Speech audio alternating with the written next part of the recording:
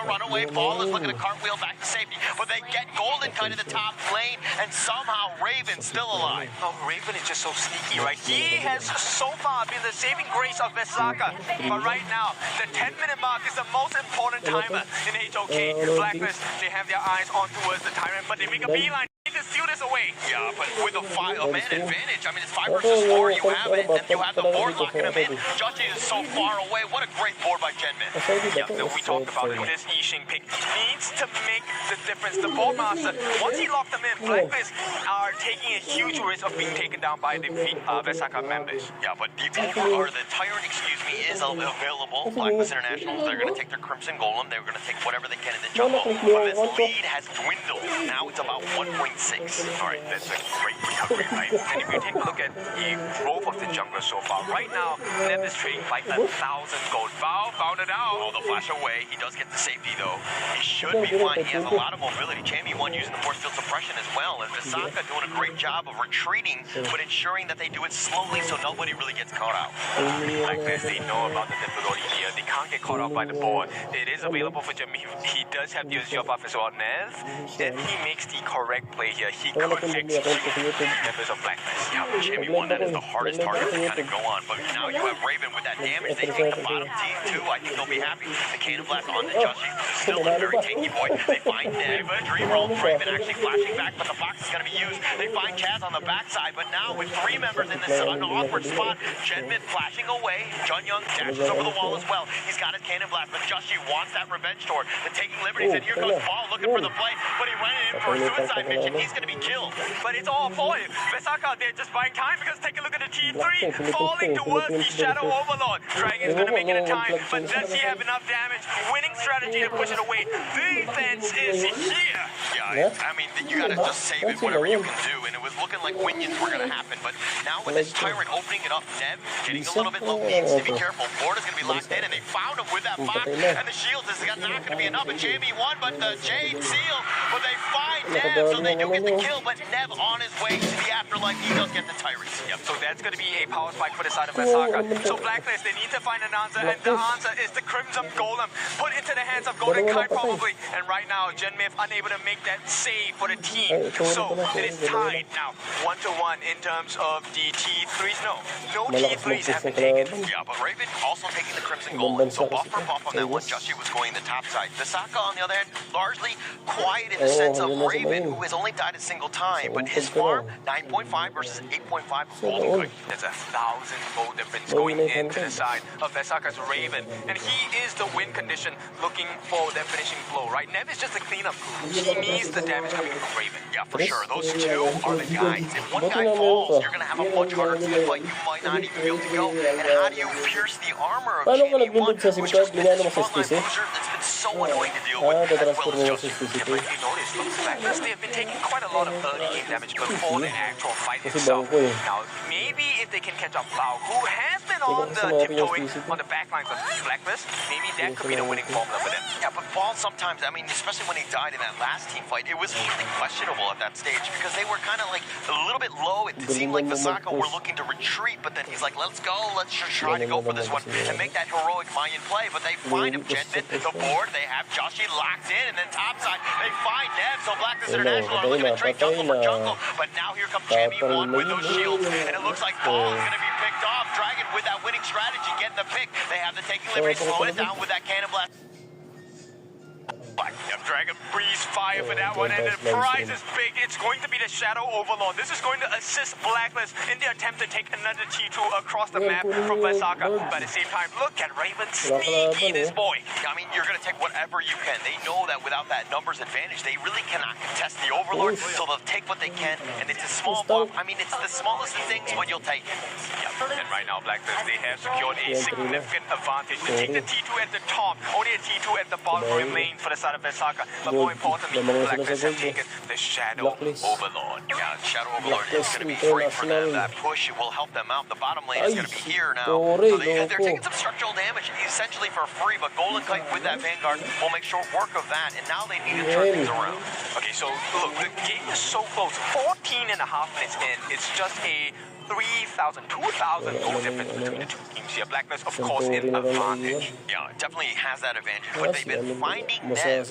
He's been using that ledge walk to his advantage, but he's been getting caught out. He needs to be a little bit more careful. Tough to do, especially with the CC on the Blacklist side. Yep, now it's about whether Joshi or Nev survives, right? Whoever survives gives the team a huge advantage because they buy space for both their farm laners, Golden Kite and Brave, respectively. Yeah, and now the bottom team 3 essentially is going to have to defend against this push here. They have 4 members of Vasaka. Top lane Nev is going to be there. They're looking to go for the minions. They find Joshi, who's a little bit tanky, and with those sprites just continuing on, that's got to be a little frustrating, but it's just a little bit of chip damage. Plus, Genmith has not used the board just yet. This next board will determine the fate of Vasaka. Yeah, it will definitely help them out, but if they're able to lock, they've locked them in, but they haven't done too much. But here comes the board. They find Chess. That's a great target. He flashes to the edge, but the board is not going to be enough. Excuse me, with that box, but now Ball is going to be picked off as well. 2 members down. They're trading, and they find Golden Kite. Here's the winning strategy. It's been spread throughout. Vasaka will be happy with that trade. Yeah, definitely happy. I would be happy as well if I was Vasaka. You not only saved the T3s, you have taken down the important members on the side of Blacklist International as well. Golden Kite and Champion 1, the game changers, they were taken out. And now, Vasaka, this is an opening to take the Shadow Tyrant. And this is where things get a little precarious for Blacklist International. Once you're going to the mid to late game with those Tempest Dragons, you have Nev with that Jade Seal essentially securing all of the big objectives. And the later this game goes, those objectives matter more and more. The Tempest Dragon definitely needs to go into your hands. Now, Joshi does make sure that he gets the Crimson Buff in his hand. But let's take a look at the replay here. This big moment, we talked about the board, right? So catching on, just a singular member that is charged was valuable. But this multi-man stun for a moment was what changed the whole fight for Vasaka. Even though he gave his life, Jin Yong actually managed to make sure that Bao got his ultimate down on the 3 different members of Blacklist International. Yeah, it was green light go when everybody went and they got that. They made Blacklist pay, but here's the board. They find Joshi all the way up in front. Gets outside of it. Genmith is a little bit low, but he's being bounced around. And now Champion 1 looking to go. They have the box and they have him locked in, but where's the damage? They find Joshi and it's not going to be enough. They have the Heartlink, and now here comes Nev a little late to the party. He's not going to be able to find any sort of cleanup. I mean, that's what he needs to do, right? But here is looking for a potential steal onto that T3, not going to be made available. But the way that Vasaka is sharing damage across their lineup, IKL have definitely learned their lesson in KNC. Now Blacklist, they need to put the pressure on. Nev finds a solo Golden Kite, but now Nev is going to be hunted. Blacklist International want to prowl on him, but Nev with that superior speed will get to safety. Oh, that was a double-edged sword, right? If Nev overdived, he would have been taken down instantly. Yeah, for sure. I mean, that's why you gotta stay alive. I mean, he's 1K behind Joshi at the stage. It's for him, it's about getting to that critical mass. He's not there yet at the 17-minute mark. Watch Champion 1, famous for getting into the backlines as well. So far, going to be stopped by the side of Vasaka as they look to oh, they find Chun Young, who's in a bad spot. They're bouncing him around. They have the stuns. He flashes. He's going to be fine. But Ball, now with that Cannon Blast on to Champion 1, they're slowing that approach. They've been pushed back. Nev is there if they really want to go. It looks like Vasaka are going to retreat. Disengage. Ball here, making sure that it's space for Nev to make sure that he's safe as well from the members of Blacklist International. Now we're at 18 minutes. This is just game number 1.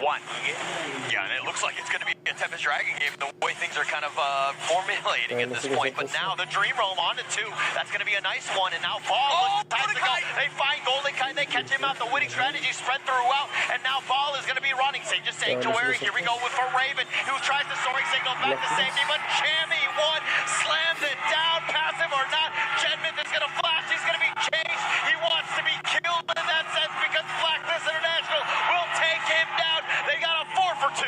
That's a big win for the side of Blacklist. If they find Nev, it's all over. There is a wave of minions in the mid lane. 14 to 12 kills. One more push should do it. The T3 should be guaranteed.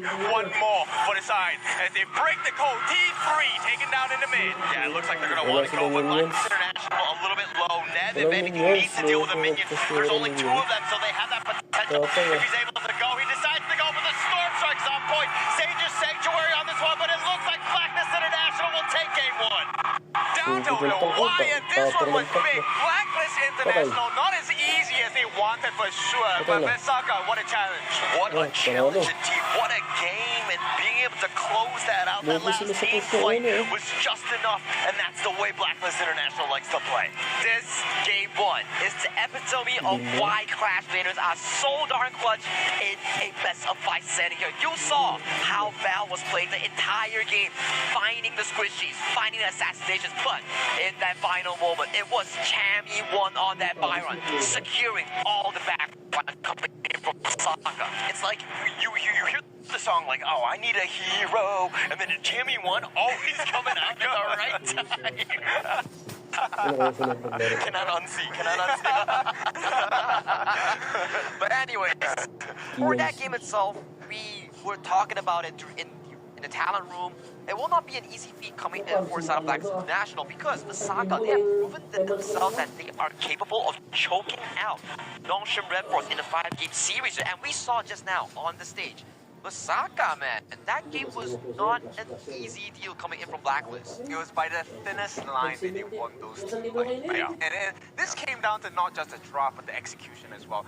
Like that Chammy won catch on the back lines versus Power with that insane multi-man catches as well. It all came down to the synergy and the teamwork. And let's be clear about this. This is probably the thinnest difference between the two teams we've seen of any match in KIC 2025. The biggest thing about this is the fact that there were a lot of expensive heroes that were picked by Blacklist International, and Visaka, it's like, I mean, yeah, they're good heroes, but they actually took it to them. They actually had a chance in this one. It was really neck and neck in that sense in this game one of best of 5 series. But let's break down the stats so far.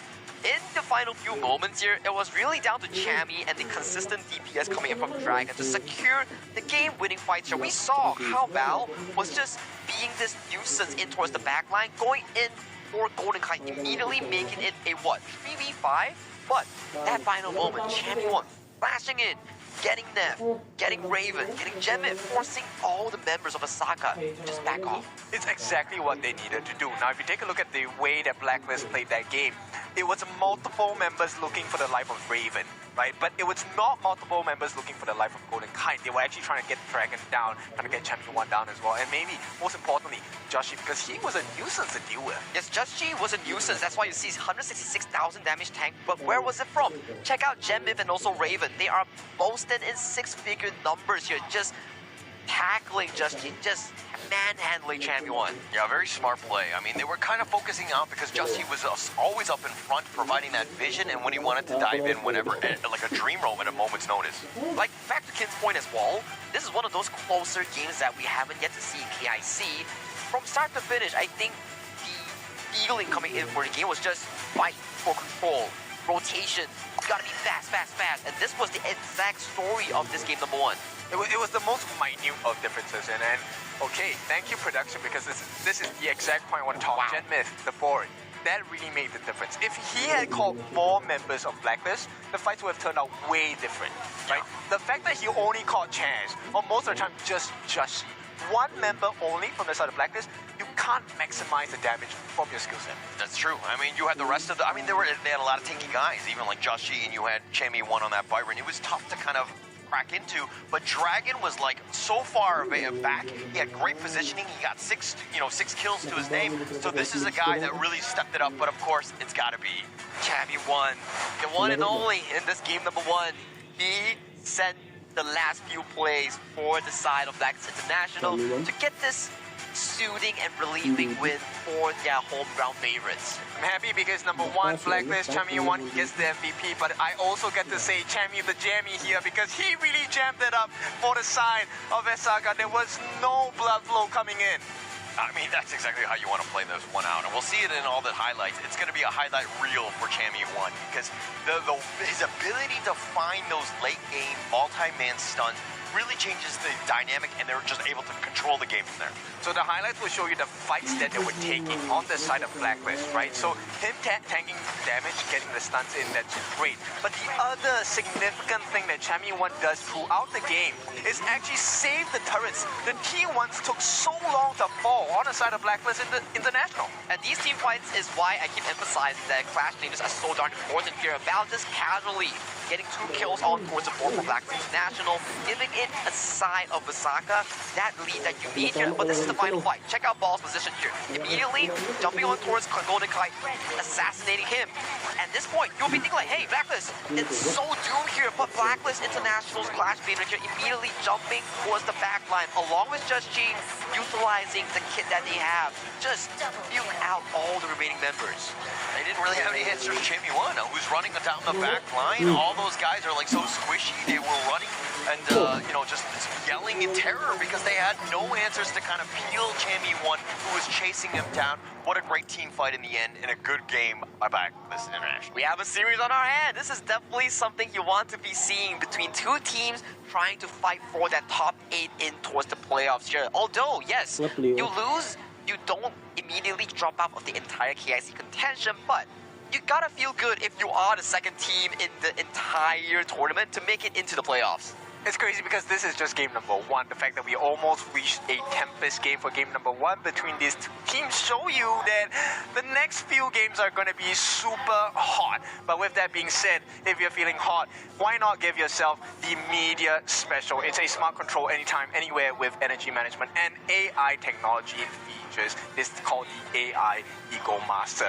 So control your temperature, make sure that you are on point, and maybe you can take the entire series at home. And sometimes you don't even need a phone cooler if the AC is blasting so darn hard. You can just cool your phone by sitting in the air-conditioned room here. So definitely check out media. Yeah, and I mean, for these games and these players that's coming up, we got a hot series ahead of us, right? So we do need to cool down because, I mean, going into this one, a lot at stake. Osaka Esports, how are they going to bounce back? I would say fix the comms. That's it, right? I think it really is the thinnest line of communication about timing, right? When you get the stun, it needs to be followed up immediately, right? The reason why Genmave was not able to get the boards was because the stuns were not there. He was waiting for the team to set him up. It never came. Like, you need that cannon blast to land, and immediately the board has to be landing already. The synchronization needs to be on point. There cannot be any split-second mistakes coming into these high-stake games. And also, I think we need to pinpoint out of that Fade pick here. That Fade pick hasn't really provided much of a value compared to the other 4 picks here. So maybe in that final few moments, the final pick, especially on the red side, is something we need to look back into. Yeah, it was kind of underwhelming in the end. Yes, it has that damage, and he was able to find a couple of the pickoffs, but it seemed like the rest of the team were fighting 4 versus 5 for a lot of the game. So he really struggled to kind of have that impact where, again, if they were looking to initiate and took the fight that they wanted as opposed to, reacting to Blacklist's movement, they might have had a better time. Actually, I disagree. I think the Nev pick was great. The Fade is a great option, but the execution just was not synchronized enough. That really was the biggest difference maker. That's all.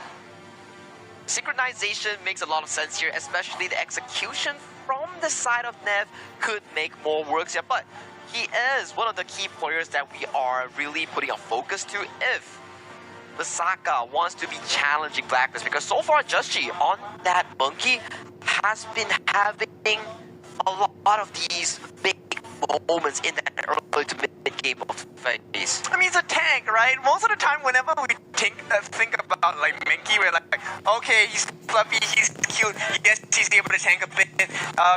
Maybe you don't win that. Game changes, just sit back and see me conquer. We'll start him up, I'm on the chemistry. No, ain't nobody can stop us, we chasing the glory and honor. Catching all the shadows, yeah, I'm on my way. Santa gets the fade, we won't be the same. Step on step again, we're gonna dream it up high till look at the sky. You can never stop me fighting on the edge. Every time we fall, we get back again.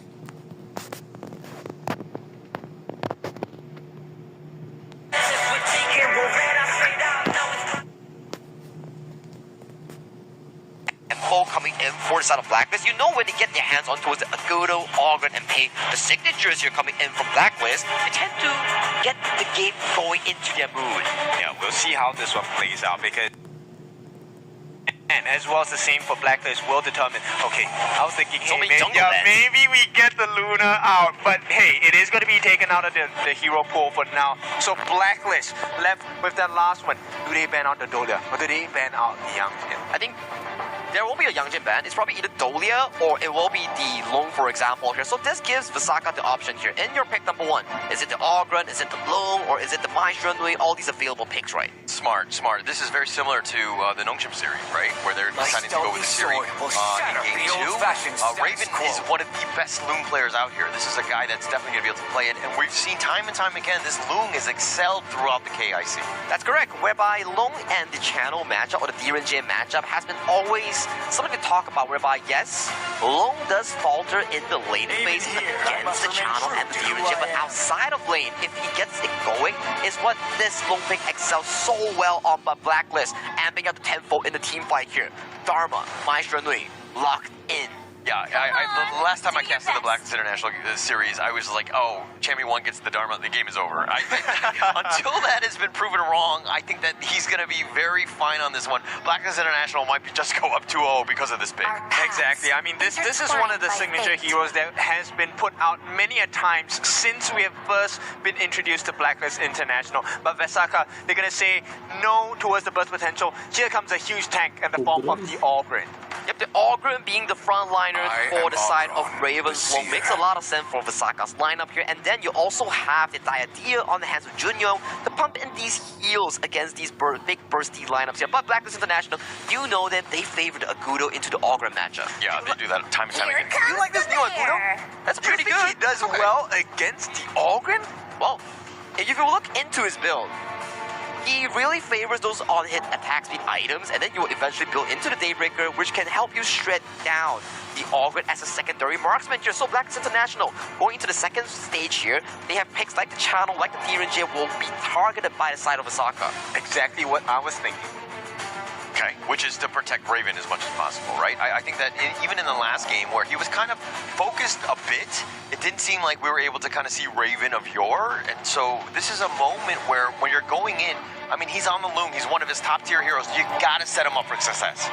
This is going to be a difficult one because if you take a look at the composition available by Blacklist here, there's a lot of lockdowns. You have the ultimate from the Agudo, you have the knockup from the side of the Mai, you also have the True Mantra from the side of Chammy 1 on this Dharma, which means if you get that stun onto Raven, essentially he's gone. I think Blacklist International, this pick 5 on towards Chaz, it will just be a Zhang Fei to complement a few things. Zhang Fei gets to protect the double marksman and be frontliner that you need to follow up on Dragon and Chammy 1's engagement. It makes a lot of sense. Or it could be the Lian Po, for example. What about a Sun Bin? I always like that against the Loong, because you know where the Dragon's gonna... Okay, shut me down, guys. All right. KME loves the Sun Bin into a long, but it requires you to have multiple front lines like the Byron, like the tank jungle, for example. So it doesn't really make sense if they lock in the Sun Bin here. A Zhang Fei fits much more sense with the engage and with the heal provided to the double marksman. That's right, Sagi, school him. And with that, Blacklist complete the composition, and Visaka as well. This is going to be a Noah for the side of Gen Myth. Let's see what this difference will be in game number 2, because Blacklist, if they win this, it is series point. Yeah, I love it. I mean, I like both drafts. I think they have a lot of potential on this one. I mean, for me, it's the Raven Loong show. I mean, Nev on his Ogren, his trusty hero as well. But then you look on the other side and you're thinking, oh, Chammy 1, Chaz on a Zhang Fei. There's a lot of options here. Yep, and like one of the biggest weaknesses is the fact that they have a lot of stuns. If Chammy 1 really once again finds that jammy with his ultimate for the Truth Mantra, this game is over for Visaka. If we were to break down both drafts here, Visaka has a very strong late game trio here. You have the Long, you have the Nuwan towards the mid lane, you have the Fati, the Mighty Conqueror towards the Clash lane here. So it's like a triple scaling lineup for the side of Visaka. And panning over to Blacklist side though, it's a very aggressive lineup. You have the multi-knockup lineup to force these team fights here. So it's a battle between sword and shield. Whoever breaks first will lose the game. Can you get out of the cage that is the timer, right? And right now, it's all about making sure that you are ahead of the timer for the side of Visaka. Because if they can't do it, once again, they will have their code broken by the agents. Yeah, and it looks like Visaka right now, I mean, this is a late game draft. I think that potentially they're, able to just kind of weather the storm. I mean, they have a good amount of wave clear, so that's not a bit of an issue. So, but Blacklist, if they win a team fight, they just might roll down mid. Correct. The Blacklist lineup here that you are seeing right now is very potentially strong in those snowball compositions whereby you give them an inch, they would take a mile. But whether or not they can take that mile has to be proven in the gorge itself, with Blacklist International towards the red side and Vasaka trying to equalize the series on towards the blue side. Casters, you're live. It sounds like you were describing my ex-girlfriend there with the whole taking a mile thing. But here we go. This is going to be match number 3, game number 2. Vasaka Esports, are they able to bounce back against a Blacklist here? That's going to be a very important question. And right off the bat, you can see the aggression coming from the side of Vasaka. Now, it's going to be a one-on-one clash lane. Champion 1 not doing too well against Val, but he did manage to push the advantage. Yeah, pushing in. I mean, you want any sort of advantage. I mean, it's not even minute 1 at this point. But Raven, the biggest thing for him is he's by himself. They're trying to give him a level advantage. At the same time, Blacklist International steal the spike tail under Ball's nose. Okay, so this is going to be very important because this opens up the map for the side of the space right, which means Blacklist get the faster rotation once again in game number 2. Yeah, for Vasaka right now, it's all about Nev. How much farm can you go? Raven is going to be the other guy, but I think that Gen Mid, for him, it's about making some rotations. Maybe you get some pickoffs, have that annihilation. But if anything, you're going to funnel that farm into Nev. I mean, ideally on the side of Vasaka, you want them to be invading. You want them to get the level advantage. But right now, because of the ability of wave clear from the side of Blacklist, they just are doing a little bit better, which is kind of surprising because the Mai is not known for clearing waves. Yeah, it's not. It's about those ganks. So, like, this first 5-10 minutes, key, right? How much pressure does Dragon do on the side lanes? Is he able to get some sort of a, pick off here and there? If they got first blood, that'd be gravy. Yeah, I mean, that'd be great. But once again, Raven. Yeah, just a little bit of damage. The pushback, the Wolves are going to be under attack on the Raven on that one, but he's a little bit low, he'll be fine. Yeah, I mean, there is heals coming out from Jin Young as well. They are the deadly duo from their side of IKL. But then we have the special and deadly duo of BKL, Golden Kite and Chess. Let's see how this is going to be. Yeah, Chammy 1, he's in familiar territory. Being outnumbered is like, how many guys can you bring on this one? He's trying to go for the gank, and it means there's going to be an opening. But Raven gets picked off. Golden Kite gets the snipe out, finding him, and Raven was not level 4 to get on his dragon. And he is golden. That's why he has golden in his name. Golden Kite, you have said it before, he has so many kills in KIC 2025, and this is one more down the list. Oh, you talk about the golden in his name. I'm talking about the 1 in his name that I just saw right now. All right, so it's the golden 1. Golden Kite getting that one. And now Blacklist International doing a great job. They're going to use that first blood, turn that into a bit of a snowball here, but Joshi doing a great job keeping on pace with that. I mean, at this point, Joshi, I think he actually has the advantage because he does have the release, allowing him to take that jumbo buff just so much quicker. Yeah, it's all about that speed. Look at Blacklist International, the umbrella outburst on to Nev. This is going to be very lucky if they go the truth, pushing him back. They've got Nev in a great spot. They're trying to lock him down, but where's the damage? They finally get him, Chaz. And now here comes the Fox. They've got trying to knock him around with a creation, and the annihilation is going to hit a couple, but they're not going to get anything more. But they find Golden Kite instead. Raven gets the pick off onto that, and Dragon dashing away. Joshi still hasn't found the target. It's a 1-for-1. Nev falls in place of Golden Kite. Both are important markers and members on both sides. So Vasaka and Blacklist, they will be able to equalize this difference for now. It's neck and neck. I would consider this to be no difference in gold. Yeah, no difference in gold, but this series going in, it was going to be the best of PKL, and on the other side, you're looking at an IKL. This is the 3rd place team. If you're a fan of IKL, you're like, oh, this is the best you got. Yeah, I mean, at this point, it's inherited, right? So maybe they haven't realized the full potential yet. But Blacklist, once again, still in dominating fashion.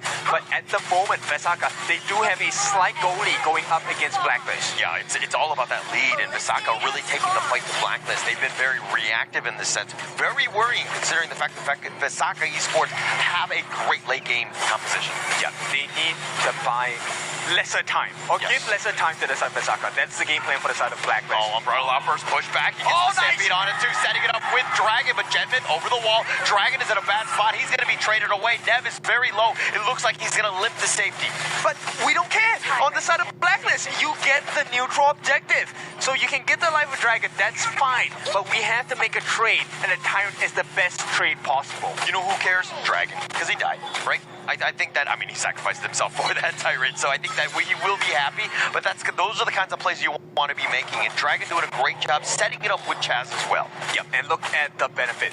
This now amplifies the jungling speed on the side of Joshi as well. He's level 9, already has half a level of EXP against Ned, and this could be the turning point for them. Definitely a turning point. Chamie 1 on the other side.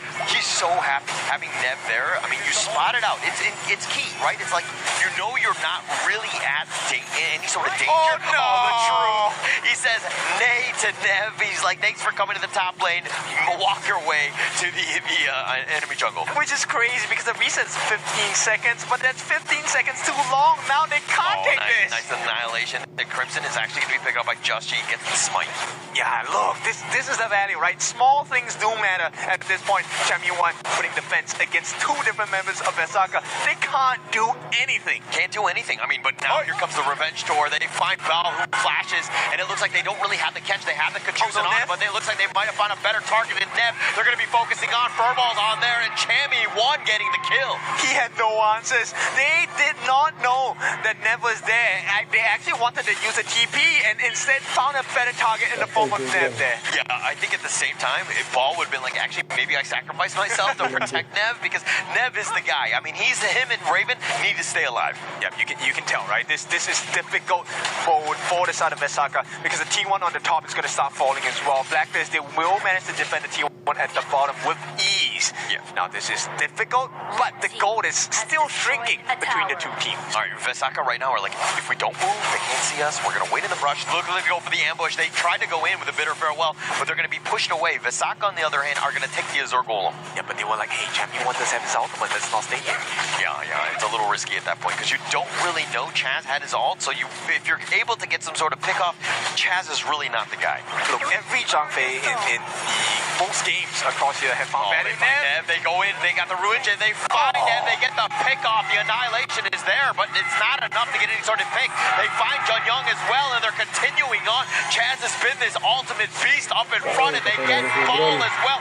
3 members down. They want to go for Raven, but he has this dragon. If they want to go Blacklist International, they decide to calm things down. They're going to take the mid T1 instead. I mean, at this point, Blacklist, they are unstoppable. The P in PH stands for power. Really? I didn't know that. I didn't get that memo, but it looks like in this case, it's going to be Blacklist International taking the mid T1 and 2. They're rolling it down. Yep, and this is going to be 3,000 ahead for the side of Blacklist International. Look at that setup. Once again, he had no option. It was stun after stun, and there was no damage from the side of Vesaka. Oh, look at how Chaz, though, up front, all that disruption, knocking him around for the rest of the team to be doing all that damage, and that's a perfect setup right under the tower, not playing scared, and I love it. And they find Nev yet again. They have a little bit of the wolves coming after him. They're doing a lot of damage to him, but Nev has got to be worried. He's 2 levels behind Joshi. That's not the only problem. He is the same level as Dragon. He's behind Golden Kai. He's supposed to be on top of the farm laner. Yeah, there's no space, right, for Vesaka. Oh, and now they find Nev. He's going to have to use his Blood Rage to keep himself shielded up. But now Vesaka, they're going to look to hold on this one. The T3s are still standing, but you got Vanguard marching down. I've never been more fearful of the beast in my life. I mean, the amount of unbridled outbursts that Chaz #1 has found at a perfect angle, but to consistently find Nev every single time, who is, by the way, the only tank of Vesaka. Yeah. Actually, that's the biggest part, right? I mean, if we're talking about this one, for Chamie 1, he's the next generation. Did you know Chamie 1's parents once competed in community esports tournaments? They introduced him to the scene, and he's chased the pro dream ever since, and he's only 19. He's one of the best Clash laners in the world. That's the kind of parents we want, we need, and we will have in the future. And for now, Blacklist International, Chamie 1 carrying not just the dreams of PKL and the fans, it is also his family. Ken, I could be your dad. You could be, but you wouldn't want to be. If it's all about Esports, but here we go. Blacklist International, again, the pressure. They've got that one Vanguard, the top T3, though. Nev is still there. Yeah, he's the only tank, but he's kind of a squishy guy. Yep, he is. At this point, I mean, the level differential is hurting them so bad. Yes, he does have the blood rage, but what good does that do when you're stunned all the way for about, what, 3 seconds at least? And Bao can't even stand up against the damage. Yeah, cannot. Against Jamie 1, who took literally nothing on that one. And the top T3, so much Again. the umbrella uppers. They find Nev, the infinite fastness, and he's going to be on back, but they get the pick up onto Chaz with that tower. Nev with the double kill. They want to get more of a chase, but now they're looking to turn it. Jamie 1 is getting bounced around. He gets zero-stated for his trouble. They got 3 members for 1. Okay, triple kill for the side of Nev. Great recovery. But does Blacklist really feel the hurt? No, they don't. They've taken a T3 over time. Blacklist still have the advantage. I mean, they're still gonna feel it. These are still opportunities for Visaka to get back in the game. Yes, it's a bit of a wash. Yeah, you lost the top T3, but it's not like it's the last one standing. This is still an opening for Visaka. True, but take a look at the goal difference, right? Close to 4,000 goal ahead for the side of Blacklist. And once again, Joshi on his own here. Oh, he might go for the steal. Ball looking to zone him away. He's going to be found out. Furball is up in front. They've been pushed back with that annihilation. They're trying to go for this Tyrant, and it's going to be very close. And Raven gets the steal. And now Nev is in a bad spot. He wasn't able to get over the wall, so he trades his life away for the first Shadow Tyrant of the game. And now they're out of a tank for the next 30 seconds. The Blacklist, they can definitely make this one hurt. Yeah, they're going to go for the Overlord. Just they'll take that one instead, right? Space, give it. Space, take it. We'll take that one. Yeah, man. Right now, it's look at the damage. This is with the Primal Bond. Yeah, this is with the Primal Bond. Okay. I mean, they're going to pick this one up. I mean, they're not too scared in that sense, but Visaka just fixing the lanes. They got to worry about the top one before they go. But now let's talk a little bit about Raven. It's about 700 gold, 9 golden kite. This is a bit of a worry as we only get, 11 minutes in. It's not the biggest issue. The biggest issue now is that he's behind and farm against Joshi. He's meant to be able to melt down the tanks. And if you can't take down Joshi, you can't take down Chaz. That's a huge problem because then the access is open up for the side of Blacklist International. Anyone can get their hands on Raven. Anyone can force out that infinite fastest. And once you're out of your ultimate, you are on death's door. Yeah, for sure. And Visaka Esports, they need to ensure that, hey, they clear these Vanguards as quickly as possible. Keep the T3s alive. You're looking for the late game just to go, but that bottom T3 getting whittled down. Golden Cut with that damage, and now in the mid lane they have that Furball. Nev is still up in front, but he's only, what, level 13?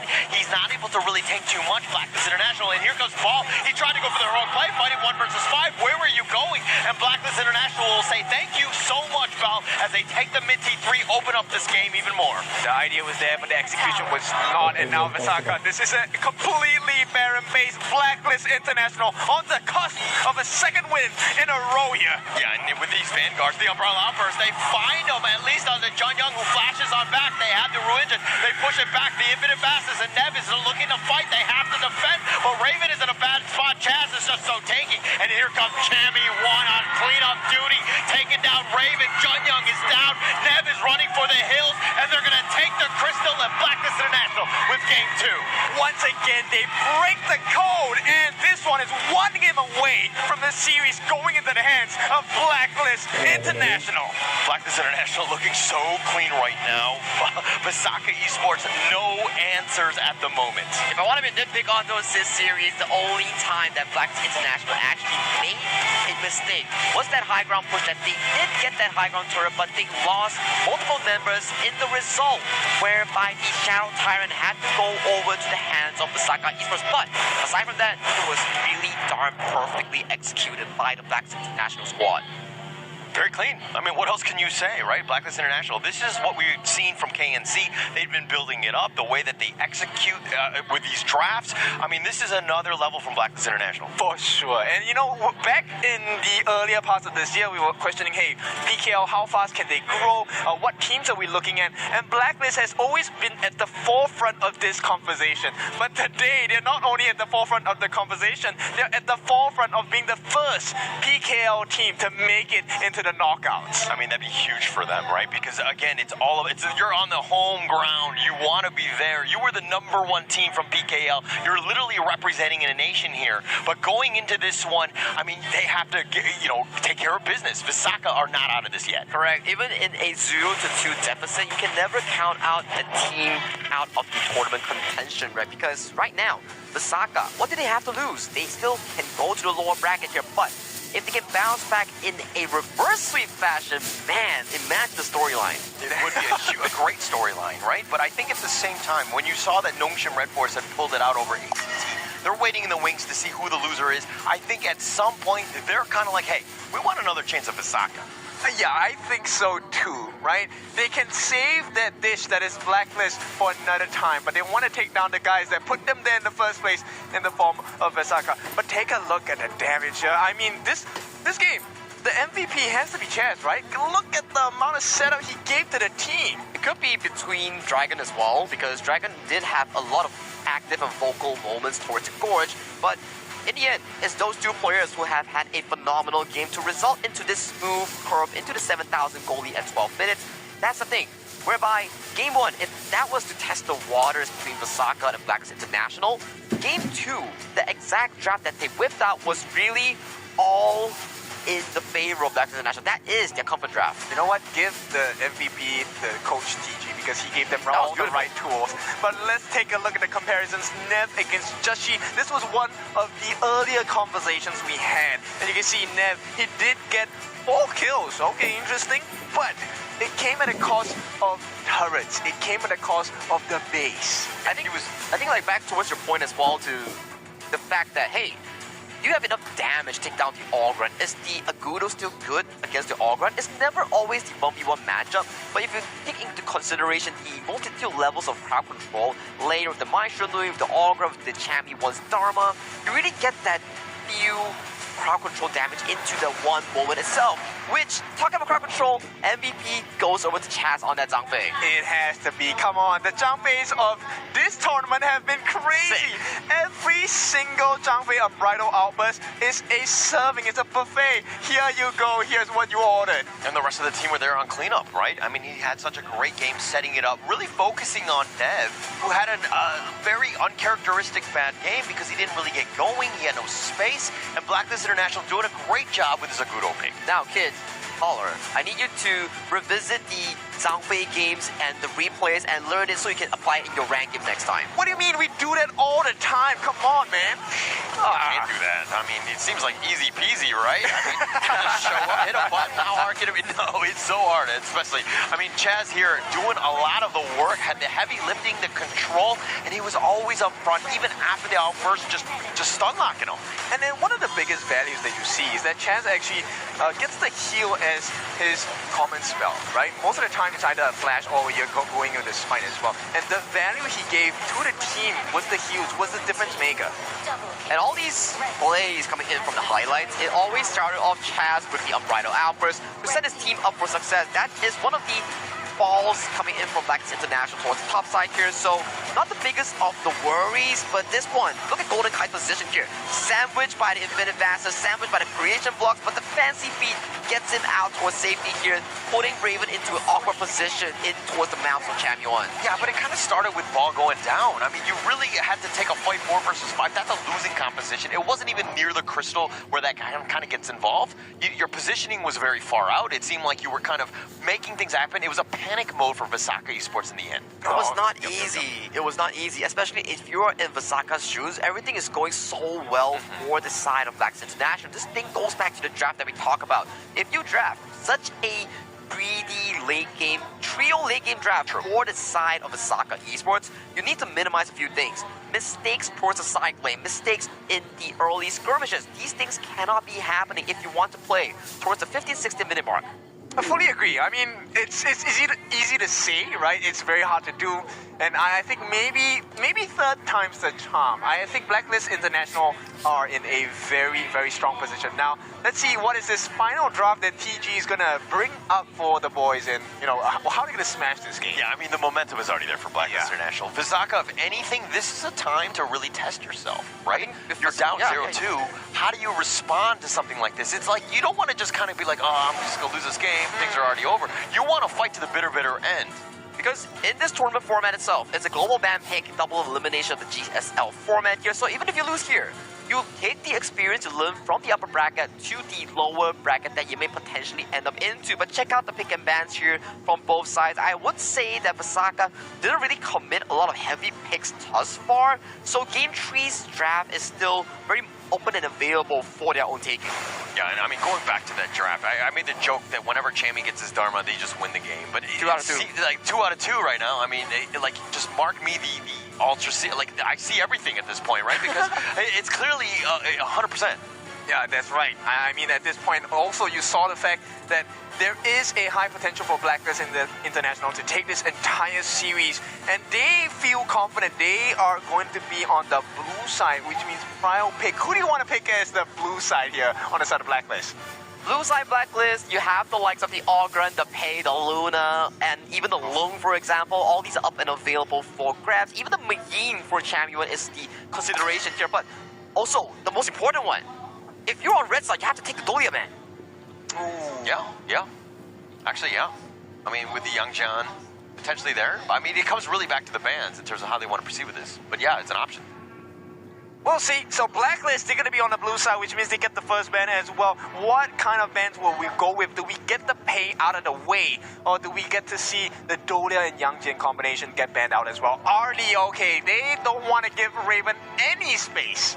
Yeah, Raven has been consistent, right, throughout the entire tournament with his late game performances. His Lung has been one of the staple picks coming into the Visaka roster, but removing the channel, the Lung already due to the global ban pick, puts him into a very difficult situation right now. Yeah, I mean, he still has options. It's not the end of the world, but losing that one, it's gotta hurt. I think that they were kind of looking at, oh, I've got my Lung, I'll be fine. And he's able to high fly on that one, but it's unfortunately not the case. Blacklist International with just too many options at this stage. I think they need a little bit more protection for the side of Raven, but let's take a look at what's available. Because Jet Myth, he won't be allowed to play the Mai Shuanui here. Yeah, I also want to talk about the last game, right? I mean, if you're drafting a late game composition, you need some heroes that do well early so that you just don't utterly lose everything. I think that is the biggest crux of that situation because, I mean, if you're looking at this one, it's like maybe they have a little bit of a better game and then Nev has that space to then be able to farm. And interesting enough, they don't pick up the Dolia again. They are hovering towards the DRNG. Give Golden Kite more priority in that marksman matchup against Raven, which has proven a lot of value for the Blacklist roster here. But this does give up the Dolia Yangjin combination over to the hands of Visaka.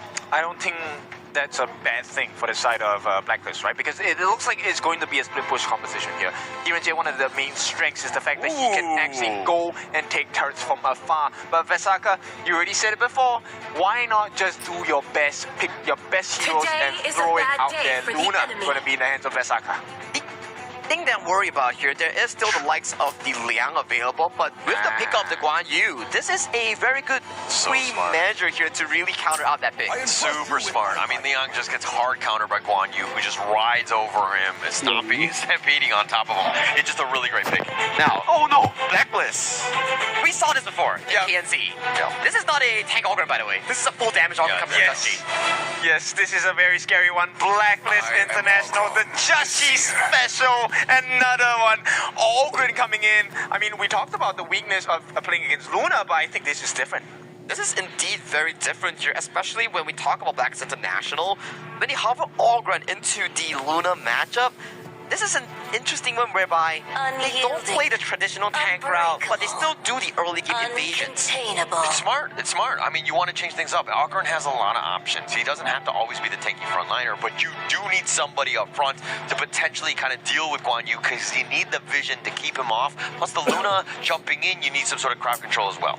The Sanctifier is a bit difficult for me because I think Visaka, they might have, they're looking at amplifying the growth, right? So they pick up the Ziya here, and maybe on the side of Visaka, we're looking at a very immobile bomb lane. So this is one where it's got the wave clear with that universal law. It has that, again, the level up advantage that you're going to give onto Nev on that Luna. So it has ideas, but where he falters is that he's very static. He's not mobile whatsoever if they're able to get on top. But if you're looking at the side of Blacklist, all of those guys not really mobile. Not really mobile here, aside from Just G with the path of passings here, but Blacklist International, they don't need to target out the remaining marksmen because most of the matchup is in favor of the D-J already due to the global fan pick and Vasaka. The really good route is to ban out all the potential counters for this Guan Yu in towards the clash lane. Magin and Charlotte locked away here. Does Chami go for the Futsu in this case? Has to be something of that nature, right? Because I was looking for the Mayin as well as the Charlotte because they are great at stopping Guan Yu. But yeah, Vasaka, they know what's going on. Yeah, they definitely do. But they need to figure out some way. I mean, if Luna jumps in, like you have your Ocean Tiers, you have the you have other options with that, like Imperial Order as well. But it's not easy to hit. Oh, it's definitely not easy, right? Now let's see what tanks are available. Vasaka putting in the Limpo. There is a lot of disruptions. Hopefully buying space for Nev to jump in as the Luna. But Blacklist, they have some answers as well. But Blacklist, do they go for the Dong Huang? They really do it. I feel like the Dong Huang complements the Blacklist drop pretty darn well. They need someone up front. They need someone to man mark both the Guan Yu and also the Luna. So potentially it may be a pickup here, just like the Futsu we mentioned about. I like it. I like it. I mean, you have Sage's Might, right? If you're able to get on top of it, and then the Athena strat. Oh, this is gonna be so annoying. I love it. Now, guys, we talk about locking down the Luna, but we never talk about actually invading the Luna. This is a double jungle invasion here. Just G on the Augur, super strong early, and the Athena to add insult into injury. This Luna is not gonna have a good day. Yeah, Chance is just going to follow Nev in the jungle for days at this point. And by days, I mean like 15 minutes. Yeah, he's going to be hunting his dreams, constantly just always there. Like, he's going to be not safe. He's not going to be comfortable whatsoever.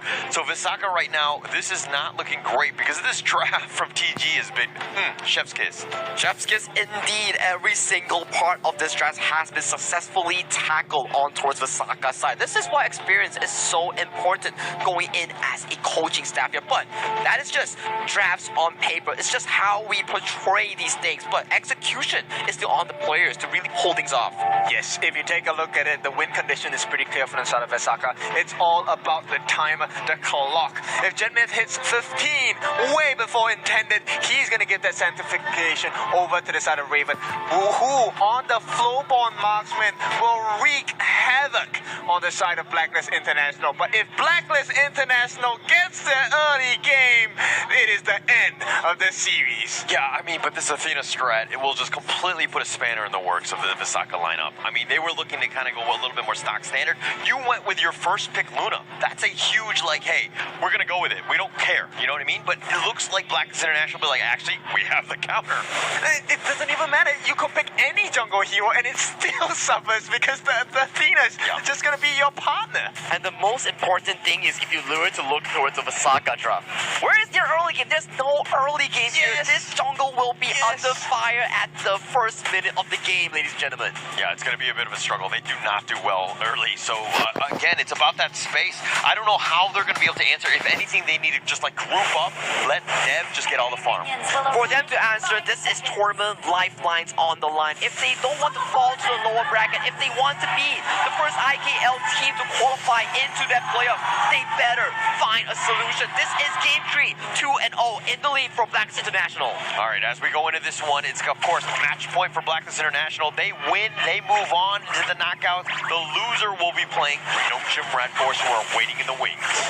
He definitely will make that crucial invade coming into the other side of the jungle. Vasaka, I'm curious what the answer is, because Dragon is already doing well against Genmith 1v1. This is where you want to trade. You want to be putting pushing it out. I mean, again, look how aggressive Justy is. Visaka with, again, not a really good early game, being frustrated, and Paul is actually going to go give up first blood. I mean, it's one of those things where it's like if Chaz dies because he's so aggressive in a bad spot, now he can even be even more aggressive. Yeah, man, right now, with that sheer state, they steal away the Crimson buff. Justy gets everything for free. Nev did manage to get the Ozio Golem, but for now, what good does that do when the rest of your lanes are losing? Yeah, not looking good for them, and they're going to start the Athena killing murder spree. This is just going to be time and time again, but Chaz doing a great job, constantly hounding Nev. That's the target you want, and you just completely just ghost him, shadow him throughout this entire game. And he gives you information, which is the most difficult thing to do if you're Visaka. You're down on EXP, you're down on information, and you're down on kills, you're down on gold, you're down on everything. This early game composition is all the works for the side of Blacklist. It's not looking good, but at the same time, you can't panic, right? You still have Raven. He's still a lifeline in this opportunity. Yes, your jungle might be taken out. Yes, Justy will be looking to farm and invade, and you have Chaz, who's constantly in your jungle, but still, you got Raven, you got your hopes on him. Okay, so Chaz makes it a little bit more difficult for the side of Visaka, but at the same time, they buy space because now Raven is constantly under a 2v1 matchup. Yeah, if he's really able to get some sort of kill on this one with that Universal Law, the flash away by Golden Kite, he will be fine. And now they've got the bounce around onto Justy, who has to use the Conductor of Souls. That was a good attempt, but Visaka not able to convert. Not able to convert at this point. I mean, Justy, for now, I think he's good, right? Level 6 against a level 4 Nev. Look, there's a surveillance camera in the jungle on the side of Visaka. Sure, you get the kill on the Chaz, but what good does that do when you're still trailing? Yeah, Chaz is going to be super annoying this entire game. No smite on that one. I mean, it's on cooldown at this point, but constantly just hounding Nev. You always have eyes on him. Justy, he's like, ha ha ha, I'm like a level up because of, Chaz's play. Yep, and Chaz does have the smite, by the way, so he is going to be a problem. Now, Nev, he is going to constantly be accompanied, which means they lower the timing. They lengthen the timing for Genmid. They're going to use the Universal Law, but Chaz now is in a bad spot. They find Bell instead, and Chaz is just be like, okay, take me as well, because it doesn't really matter. We got the target we wanted, and that was Bao. Yep. This is the most fun thing to see, because you have more kills on Visaka, but it's Blacklist who have absolute domination. Oh, the Conductor of Souls onto Genmid. They get that little pick off, and the old man is not able to run away. This one is an easy job for Justy, who's at level 8, by the way. He still maintains that 1 level lead against Nev, and no answers at all, because Raven is stuck in lane against the side of Golden Kite. Yeah, Raven can't do it. He needs to literally be off the map, just constantly farming. You need to get that funnel, and the rest of the team, I mean, now he's going to look to be showing up just to kind of speed up the killing of Chaz, who dashes away, and it looks like he's just going to attract even more attention here. Yeah, man, that's 4 members, which means there's an opening for the side of Blacklist International to explore. Now, that is going to be a rotational speed for the jungle for Blacklist. They want to extend this goal lead. If Nev is being attacked, it's stolen away right there, right? I mean, they'll constantly do this, and now the Tyrant is going to be started up. The Universal Law a little bit too early, and Blacklist International taking that Tyrant, and now Chaz finding Jun Young, the little dash back onto this one. He constantly goes in. The Tremor Smash used defensively, and Chaz gets the pick off. Are you kidding me? Yeah, this is a big moment. Blacklist International, you know they're feeling a foul. He's trying to buy some time, but the knockup from the side of Blacklist International is just a little bit too hard to deal with. T1 in the mid, still safe, but the buff is not. I mean, Chaz at this point is like, why not? What do I have to lose? Why don't I fight 1 versus 3? I know that Jun Young was low. I'm able to do this, and Chaz has just been this serious nuisance in the background. Yeah, look, Blacklist now has double jungle camps. But you can get all the camps. Yeah, I mean, this comes back to the draft. Visaka, they don't have any answers because their draft is also like mid to late game centric, and it's a tough situation, and everything is being taken away from them. Yep, Nev once again, maybe one gets the pullback, the Corporal Punishment, finding Nev, slowing him down even more, and now Chaz on top of Raven. They're doing some for it. The fight is going to be used, but Chaz is going to chase him down to the ends of the earth and takes down Raven. Yeah, this is a completely different Blacklist International. You expect Chaz to keep dying, but Chaz is getting the kills as well. So Blacklist International, they maintain now a 2,000 goal lead. It's only 5.5 minutes in, and Vasaka already struggling. Yeah, already struggling, and it looks like the call for help has been made to Ball. It's like, hey, we need to create space. We need your help to get some sort of control, because Chaz has been such a nuisance and is literally running it down on some of our members. Yeah, I mean, this is so smart from the side of Blacklist International, especially TG, because it doesn't matter. This draft, I don't care what hero you pick, you're not going to have the jungle. Yeah, you don't have anything at this point. I mean, that's a perfect counter to Luna, Jing, anyone, right? To your point, of any sort of jungler in Blacklist International, revealing it at the Sage, which has just been great. The Athena last pick has been paying off in spades. Yeah, this one, maximum value extracted. And once again, look how fast they're taking it. Level 12 for Joshi. He's 3 levels ahead of Nev. And Genmith is level 12 only because of his passive. Yeah, and Dragon now a little bit low. The Soaring Great Dragon on top of him. He's got the passive, but Ball has already been killed, and now we're going to bounce around. John Young is going to get chased down. Joshi says, who are you going for? I'm going to get the double. What a beautiful movement here. Golden Kite may be under trouble. Yeah, but Nev is fighting this one. Chammy 1 is getting up against the block down, and Chammy 1 is setting it down. Genmith is on the run. Raven is as well, and they do not care. Blacklist International, like, you're on my turf. Exactly. Welcome to the Philippines. This is our hometown. PKL is leading. And they're going to happily take this one. Chaz still up in front. The Arrow Storm, yeah, not even enough to kill. He's got the shields. He's going to reflect, and finally, with Bell's help, they will get that kill. It took them so long, and Chaz, this is crazy. Blacklist International, look at the lead. It is now 5,000 in advantage to the side of the PKL champions. And look at this one. It looks like we're going to have a little bit of a replay. Bal is still kind of up in front, but going in. Yep. Look at Dragon, right? The Ocean of Tears invulnerable frames. So smart. Base them in, and they get a double kill because of that. If Joshi needed the lead, Blacklist was like, okay, we'll give you more. Champion 1, I'm going to get you the Sage's Might. Nev can come in. I don't care who comes in. We're going to clean you up. And this really is the playstyle of Blacklist. They decode you. They understand you. And now you are just a number. Yeah, just taking them down even yet again. Things looking very good for Blacklist International, but now it looks like Chaz, I mean, he probably is going to go down. Nice little Razor Cavalry. They're going to start things off, and they've got Chammy 1 as well as Chaz, and they want to go for at least more. That's a good fight for Vasaka. Okay, consolation prize. Vasaka, the dream is still alive, but Nev? Oh, they find Joshi. He's going to be over the wall. He's going to be looking over. They find Nev. The damage is just too much. They get Genmith, and Joshi has turned into the raid bus, running it down. He doesn't care who's in front of him. They're too far ahead. It is 4,000. Right now, 5 maybe. As Joshi, another T1 taken. All going in. They find John Young in a bad spot, and they get it. Another, and it looks like Chaz all the way to the back line. He says, I'm the roamer. No, man, I'm going to take all the kills. Chaz hands, and it's not a beautiful sight for the side of Vasaka because the T3's open for the taking. Blacklist tear open a big hole in the middle lane. So smart, disengaging at the right moment, knowing that the kill timer's not long enough at this point, but they've got this game completely in control, up about 7K. It is their game to lose. Yeah, and right now I think it's about what, 7,000. That's a lot of gold advantage, and this is all before 10 minutes. This is not even a shadow variance. I was like, okay, maybe they're getting like the shadow buffs. No, it's not. No, not at all. Blacklist International, like, hey, we got dinner plans. We got to set this one up and go 3-0 as quickly as possible, because this lineup, I mean, Chaz 3, 9, and 7, but he's got 3 kills, man.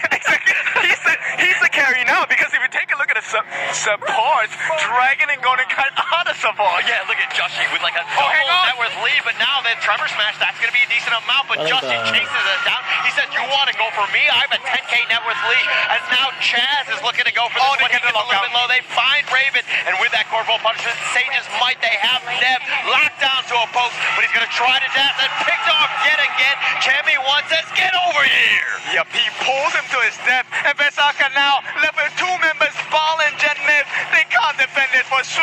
They cannot. Visaka, one last hope. Ball looking to go for this. The Universal Law dealing with the minions, but Ball is going to be picked up. Chammy one still up in front. Very tanky. Doesn't really matter. The crystal shot onto Justy. It's a matter of time for the Vanguards, but here come the reinforcements from Visaka. Okay, they turn our words. It is going to be Visaka successful in the defense here, but look at the goal difference. 9,000 in ahead for the side of Blacklist International with a T2 on the bottom open for the taking as well. I mean, Josh, 3 levels up at this point, not playing scared whatsoever, even when he gets a little bit low, understanding that, again, he has double the net worth of Nev at this stage. I mean, complete control, all because of the support of Chaz. Wait, what, double? Yeah, almost double. My goodness, it's almost double. Yeah. That's unbelievable. And I mean, okay, this is, of course, the value that Chaz has brought to the team, because no buffs for Nev. I have not seen an Azure buff signal on his face for the longest time. Yeah, and Nev with sad face, right? I mean,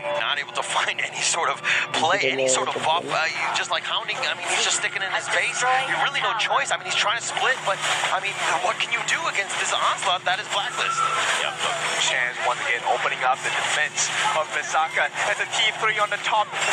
It's going to be taken down quickly, and Blacklist, they back off. No punishment. Bao maybe wants to get a catch, but he's being paced off. Oh, Chammy one, looking for it, misses the corporal punishment. He's going to be chasing after him. He's an old man, but he's got some boots on him, and he's got some speed. And Justy now, he will potentially go over the wall, finding Bao. Where are you going? You are on the wrong side of town, my friend. Yep, and Bao, this is the secondary legendary coming in for the side of Justy, and he is deserving of this award, because right now, 19 to 12 kills. They have a 10,000 goal lead at the 12-minute mark. Absolutely huge at this point, Visaka. Maybe you get some sort of pick-off. Universal Law used just to kind of, I mean, potentially go for that steal. They thought they would just kind of shoot your shot kind of thing, but not able to get it. Blacklist International take yet another objective. Yep, and this one is the most crazy part, because people are talking about, hey, PKL, is there a chance they can win this entire thing? And if you take a look at the performance of Blacklist International, yes, maybe Visaka is not at the strongest stage right yet, but you cannot deny the standards that Blacklist have shown us here today. Yeah, Blacklist International, though, they've leveled up. I mean, they've gotten so much better. We've seen it from, the PKL going into the KNC. This is a team that is actually finding their footing. They've gotten so much better throughout time.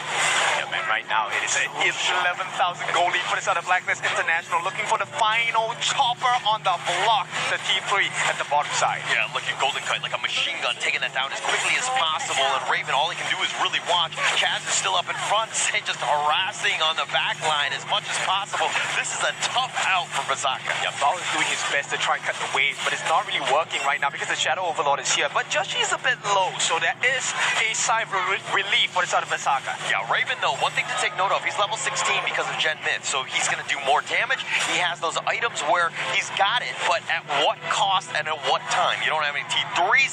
This is an all-in moment. You need 7 minutes at least, right? It has to be a Tempest game, but they are not going to wait. That's going to be Sage's Sanctuary. That's going to start things off. Chaz is going to be there as well. Ball is looking for that back line. He's just going to harass as much as possible, but he's trying to just stay alive. But now Chammy one gets the pick off. 2 members down, and Raven is going to be the big target on that one. Nev is back in his fountain. Blacklist International looking to end this game while they're going. Jun Young just throwing his body at this one, trying to end it with a crystal at about half-life. The Universal Law, they don't have any minions. They can be a little bit patient, but they find Gen Myth, and they're deciding to go at Blacklist International. It looks like they're going to be moving on off of the pickoff of Nev, and they will go to the knockouts. It is a third time the charm. Blacklist International, what a way to enter into the knockouts. #1 of PKL, and now we know why. Yeah, just say their names. Say their names. Blacklist International, let them shine, man, because they are finding their footing. That was full control in a 3-0. Oh, that was such a strong performance. PKL fans rejoice as your #1 seed, your champions of PKL Fall 2025, find their footing into the top 8 of KIC 2025. Finding their footing, finding everything at that moment. The draft was just so good. It really didn't seem like there was too much of an opportunity for Vasaka to come back because Chaz was just so annoying. It started with the draft, it ended with the execution. It's super crazy because the synergy was out of place for the side of Blacklist International. You thought that, okay, maybe we deal with Chaz, that's the solution. Then you had Champion 1 just roping people in, and then you had Joshi, who I believe never fell a single time in this game because, okay, Sage's Sanctuary, but that does not count. That does not count because in the end, this is something that they practiced for. When they saw the Luna, they already have a game plan in mind. Number 1, pick up the Ogren. Number 2, destroy the jungle with the Athena roam here. Even without the Athena roam, I gotta say, judging from the first 4 picks from both sides, Blacklist is already miles ahead in that draft. Yeah. Miles ahead. I mean, like completely caught out. I mean, but you don't always expect the Athena at times. But it was the perfect last pick. Yeah, it definitely was. Yeah, especially under a last game, one of the potential last games, you rip out the Tina, and if you're the coaching staff coming in from Vasaka, like, oh no, I forgot about that. I don't have early game. I can do nothing as a Luna, nor my laners can assist me in really handling the Ogre that's so strong in the early game, and the Athena that's such an annoying factor in your jungle. Exactly, but this is something you don't plan for, right? How many times do you expect that, hey, a team is going to take a risk with an Athena pick? You never know, and that's the strength of this particular draft itself, because the first half of the draft, it was perfectly normal. It's perfectly normal, but at the end of the day, what is the norm here is Blacklist International winning this best of 5 in a demanding factor here. Game 1 was close. Game 2, decent, I would say. Game 3, absolute storm coming in from Blacklist International. You can see, just like we talked about during the draft, this Ogren is not a tank Ogren. When he sees a Luna, he goes full damage. Full damage, 10-0 and 7, just really setting the tone. I mean, they had such an early game start because of Chaz. I mean, the rest of the team, I mean, Jamie 1 was making plays, locking people down left and right. That was a perfect game by Blacklist. I love this because Blacklist International, they have not only caused problems for the side of Vasaka Esports, they have definitely caused a problem for production, because who are you going to choose as your MVP? I think it's either between Justy or the side of the Athena on the hands of Chaz here, because those two are the primary 2 men here that really carry on the game plan to a fruition. But don't count out Champion 1. Solo kill in towards the top side, multiple good Sage might towards the entire game. He was always on towards the gorge as the prime frontman. Yeah, I'm going to make it easy for production. I'm going to go, you have to go with Justy, right? The fact that he got 10 kills, he didn't die a single time, the amount of impact he had, it was like slow and steady, typical Auburn style. Correct. But that's all you need to kind of end the game. Yes, Chaz doing his thing, but it seemed like, you know, the Ogren Justy was a little bit more of an impact. You're welcome, production. Production will probably take your opinion here, but let's check out the head-to-head between the Clash laner here. Ball had a fantastic game 1 on towards the Mayin here, but you can start to see when pressure starts to creep in on towards you in a PO5 setting, composure, consistency plays such a huge factor here, which Champion 1 has shown to be superior in this state. I like the way that Bao was thinking throughout the entire game, right? They were way behind. He knew that the only option was to try and get his life, get the minutes out of the way. But with that being said, I'm curious to see who this MVP is from the side of Blacklist, because from Champion 1... Drop roll. Justy! It has to be him.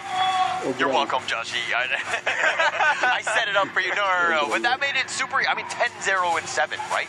The 120,000 damage, the damage that he took as well, the visibility to farm. He was like, no, we're closing out the series in Game 3. We're not going to go to a Game 4. Exactly, whereby you see this comfort draft coming in Game 2 and Game 3. You know for a fact that, hey, this is exactly what made Blacklist International known for their playstyle. Game 2 is the wombo combo style set up by Chaz and also Dragon. Game 3 is the tempo style. You give them an inch, they will take a mile from you. I mean, they took everything. I think Vasaka on the other side, this has got to be a little worrying, right? You're like, whoa.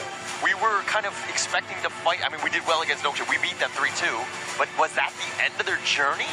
Now, you take a good point on towards this, whereby, yes, Nongshim did lose 2-3 against Vasaka in the upper bracket here, but Nongshim today, though, that's a different Nongshim. It definitely looked like they've woken up, right, which is going to be great for them. But as we go into the highlights, you're seeing exactly how they set up. Ball would try to go in, try to get some sort of control, but Blacklist International just like circumvent all of the different attacks and just come out on top. It's so scary, right? They took the kills, they took the camps, they took their clothes. Nope, they didn't. But you know, at this point, this Blacklist gameplay is just so fun to watch. Yeah, it's fun to watch. I mean, they're just like dancing. They're playing with their food, if you will. Yeah. I mean, Chaz, like, how many times did he get kills? And you're thinking, what, Chaz on a phenom? Like, what is going on? Why are we scared of this guy? And it's like, oh, actually, he's doing some damage. We're Yeah, not exactly. crazy. Like, the fact that he got kills is already impressive enough. And the fact that, you know, he had to commit so many resources just to get the first life of Joshi, and then it turned out to be a Sage's Sanctuary, that must have been heartbreaking. And we still have the Destiny have a go through as well in that final few fights there. But Champion 1 already scaling towards fruition here. He's the strong front line here. Can't even take down a Sage Sanctuary in the final few moments here. And the Crystal is a for Blacks International takedown in this third game of this BO5. And with that, Blacks International, PKL, welcome to the playoffs. Welcome to the playoffs. I mean, 3-0 against ACT, 3-0 against Visaka. They're going to be going into the, they're qualified to the knockouts there. But now Visaka dropping down to the lower bracket finals. They're going to be going up against Nongshim Red Force, who are going to be the greatest red, and it's probably angry at this point. They want to go for the revenge tour against Visaka here. It has to be. It's a perfect storyline, right? Having tried once the flavors of Visaka, this time both teams come from a defeat. One from a defeat, one from a win. And hopefully their power rankings will match, and we'll see what kind of match this will bring us to. But hey, that was an exciting series on hand, with Game 1 being so close between Visaka and also Blacklist International. But in a BO5 setting here, Blacklist International definitely came out on top. But coming out on top means that we need to check out the interview here. Mara, stage is yours. Here we are with a crowd favorite from Blacklist International, Joshi. Congratulations. My goodness. You hear the screams, you hear the cheers, you hear the clap. Now, let's talk about game number 1. So that was a really close fight, and there was a time that you guys were in danger. How was the communication like to make sure that you guys were gonna win that one? Ayun, madam, nagka-miscoms na lang kami noong time na yun. Pero ayun, nag-remindan din kami sa kaming lahat na mag-relax muna, ganyan. Tapos magplano ng mas maayos. They had a little bit of a miscomm, but they just reminded each other to just relax a little bit, and they were able to play the game really well. Now, with this sweep, actually, you and APG both 6-0. 6-0, you've won all the games. So do you think that with this win, it's enough to carry that momentum all throughout? Ayun, first of all po, syempre, sobrang grabing momentum po yun kasi wala po kaming talo. Pero parang gusto rin po kasi matalo kami kahit isa lang para mas matuto po kami. Oh, wow. Mas mag-improve kami. Well, of course, this win will give them momentum, but they actually kind of want to lose even just once so they could have room to learn. That's very interesting. Now, out of all the teams that you think is going to make it to the knockout stage, who would you like to face the most? For me, madam, kahit sino eh. Kasi sinabi nila yung Group A daw yung pinaka-easiest na group. Tapos, gusto ko patunayan na kahit madaling yung group namin, kaya namin bigyan ng magandang laban yung mga katapat namin na next. Well, he says they can fight whoever, because he heard some people saying that Group A is the easiest. So they want to prove that they can go up against anybody and win. Wow, great confidence, and we love it. Now, I don't know if you've noticed, but every time you answer, we have a group here who keeps cheering for you. What would you like to say to the agents and to everybody watching online? Ayun guys, thank you sa pag-support at sa pagpunta dito. Lalo na yung mga gestures. Gestures! Ano yun, madam eh? Alam mo ang ibig sabihin nun? What does it mean? Just chi bashers daw. Just chi bashers, gestures, and you made it into a fan club. Opo. Gestures, very clever. Go Ayun ahead. guys, thank you sa pag-support and I hope na manonood pa din kayo sa mga next na game namin. Kasi kayo din yung nagbibigay ng lakas sa amin. He thanks everybody, and he hopes that you will keep supporting, because you guys are the reason that they're able to have more strength for the next game. Once again, congratulations, and let's see if this win streak continues. And the game will still continue. We got one more coming up just for you, so don't go anywhere. Keep it here on Honor of Kings International Championship 2025. We'll be right back.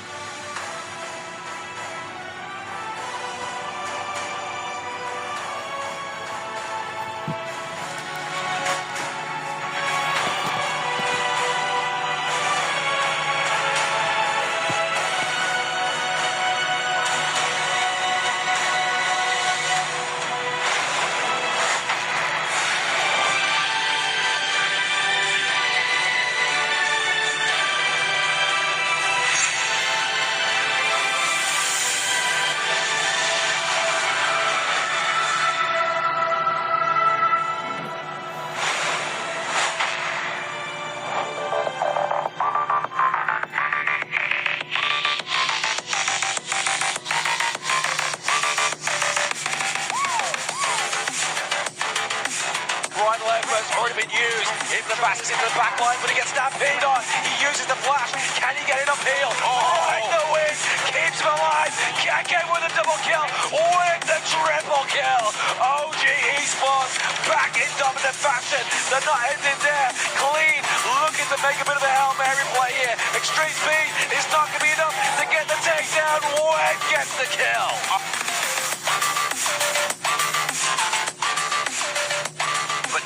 Prizer looking to go in for this one, and the wind slash will actually connect onto one who has to dodge that one. The unruly blade, he chases on forward, does get the connection onto him, but he's gonna just get the tip of him with the flaming palm. Is gonna be on point. Muji's looking to go for the bit of fastness. He wants to go aggressive. He's gonna sidestep it onto the left. See why though? He's still up in front, and now they go for the wind slash onto two, and they get the connection onto Vento, and this is looking to be very bad for Luke. Juan is still doing some serious work. It looks like they're gonna get the ace, and Nova Esports will take game 2 in a hurry.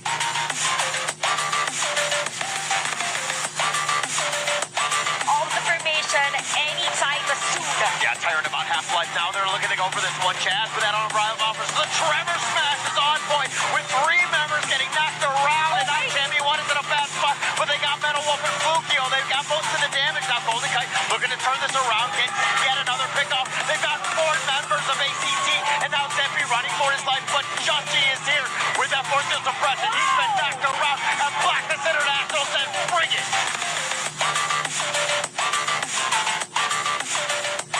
Like something we saw quite a few times where Shishan may get taken out, so that life steal's really going to save him here. But speaking of being saved, may not be by. He does not have the dream robe. He's stuck in the middle of it. The death precipice gets 1, gets 2. Can they get the Guan Yu? And it's not quite yet. The Path of Passage is going to drive them out of that high ground territory. They're looking for some more.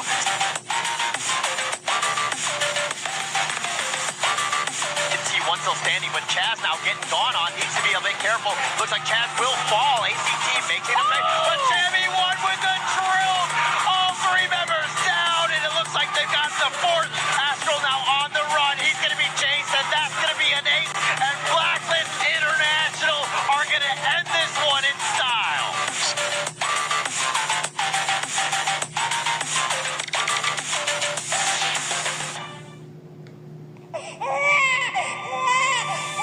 Soul sears glory, bound by lies and facts.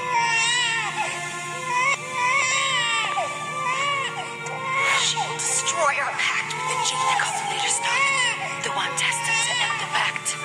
They said my very birth was a mistake. Stay away! See, the real scent of flowers is even braver. There was only Kamel. She was my only friend. Would a princess choose the sword or the rose? Roses are just illusions. Only the thorns are real.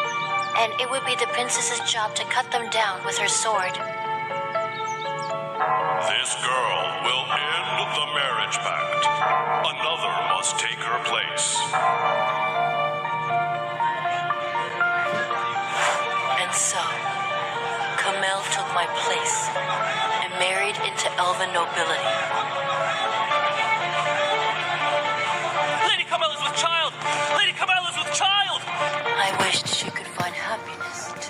cheating bloodline will endure! That half-blood Soul Seer won't last much longer. Get rid of her.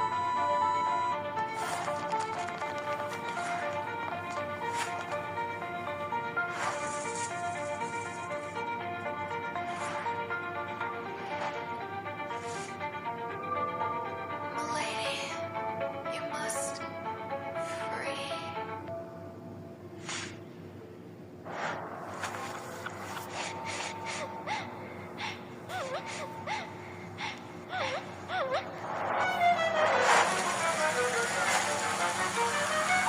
If it weren't for me, if it weren't for the Soul Seer's cursed marriage pact, Kamel would never have died.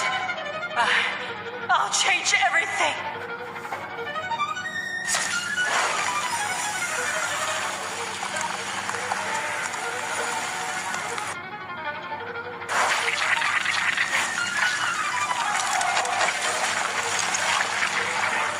That's not enough.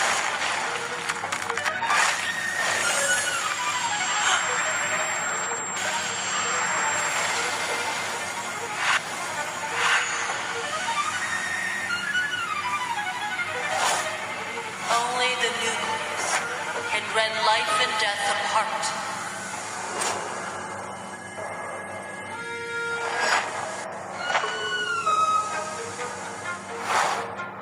Here, only truth may dwell. It's a miracle! Swamp Seer, protect us. We shall follow you forever. The Swamp Seer must perish. Time to get to work, Byron.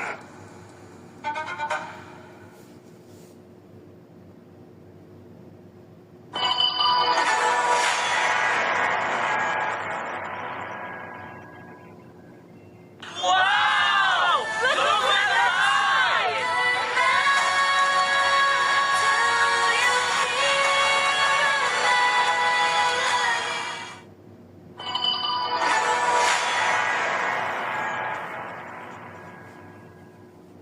One token? Purchase this! Only one token, and you can get this skin. Really? Just one token? This skin for just one token? Yes. Purchase for only one token. IG, Starlight Prince. Only one token.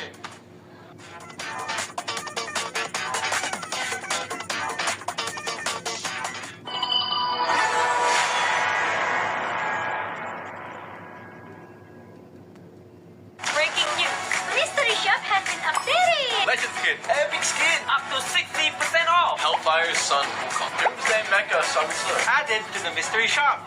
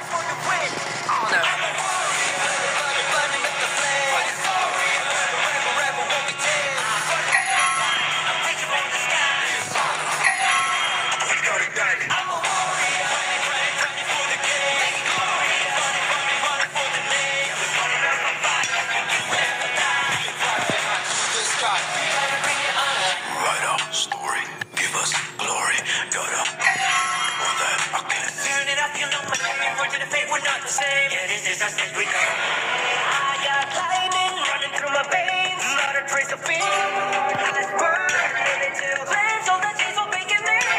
So it is better when I run away.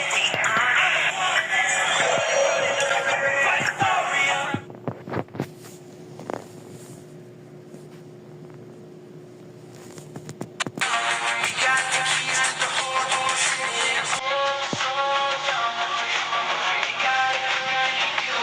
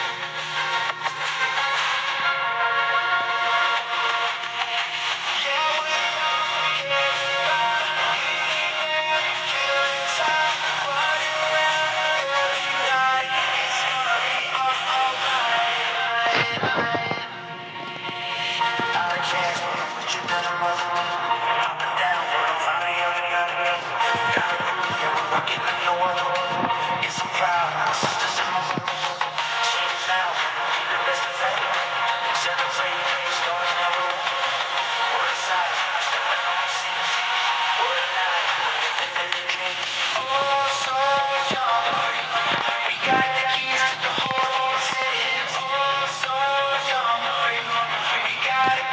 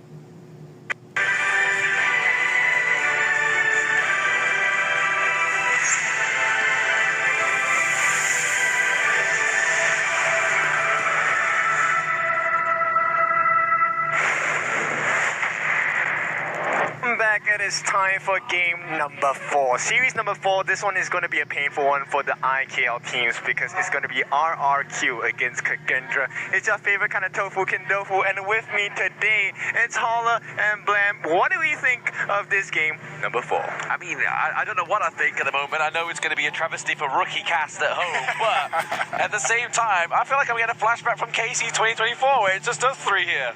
It's good to be back, right? I think that get the trio up on this one. I think it's going to be exciting in that sense. But if we're looking at this one, obviously one of these two teams is going to be going home. Kagendra definitely the favorites going in. RRQ literally needing everything like the Phoenix qualifiers just to get themselves here.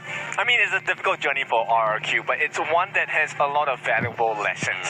Now, the question here is it going to be continuing to be a lesson, or is this the next step into a bigger history? Because RRQ is the king of kings back home. Yeah, but I mean, to be honest, RRQ yesterday against APG, that first game showed some promise. So I feel like going against Kagendra, it could easily go 3-1 in their favor or even 3-1 in Kagendra's favor. I think it really comes back to game 1 in terms of how they want to proceed on that, because, you know what I mean, if RRQ were to really take it to Kagendra, I think it will change the tone of this series.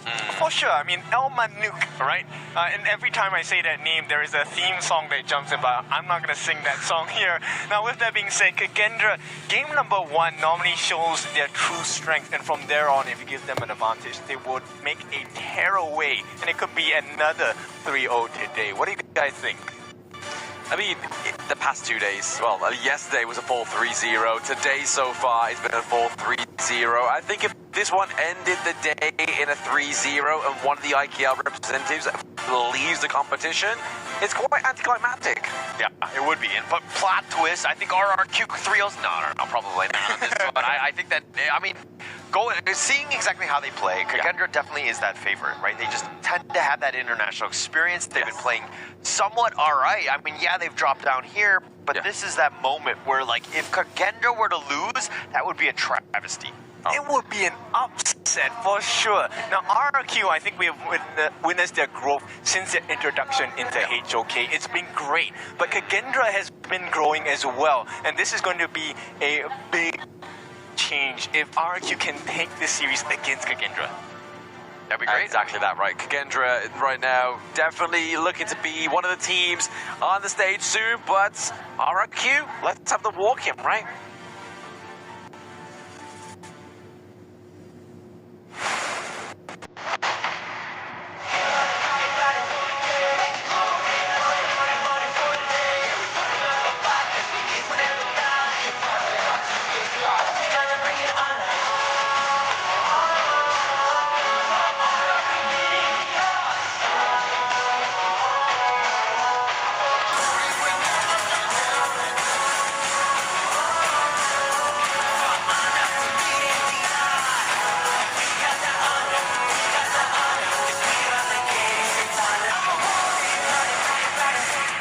They were second place in group tiers. There was a lot of expectations. Everybody thought they were going to be great, but then upper bracket quarterfinals, they lose 0-2 to Dominating Sports and were out in the 5th, 6th position.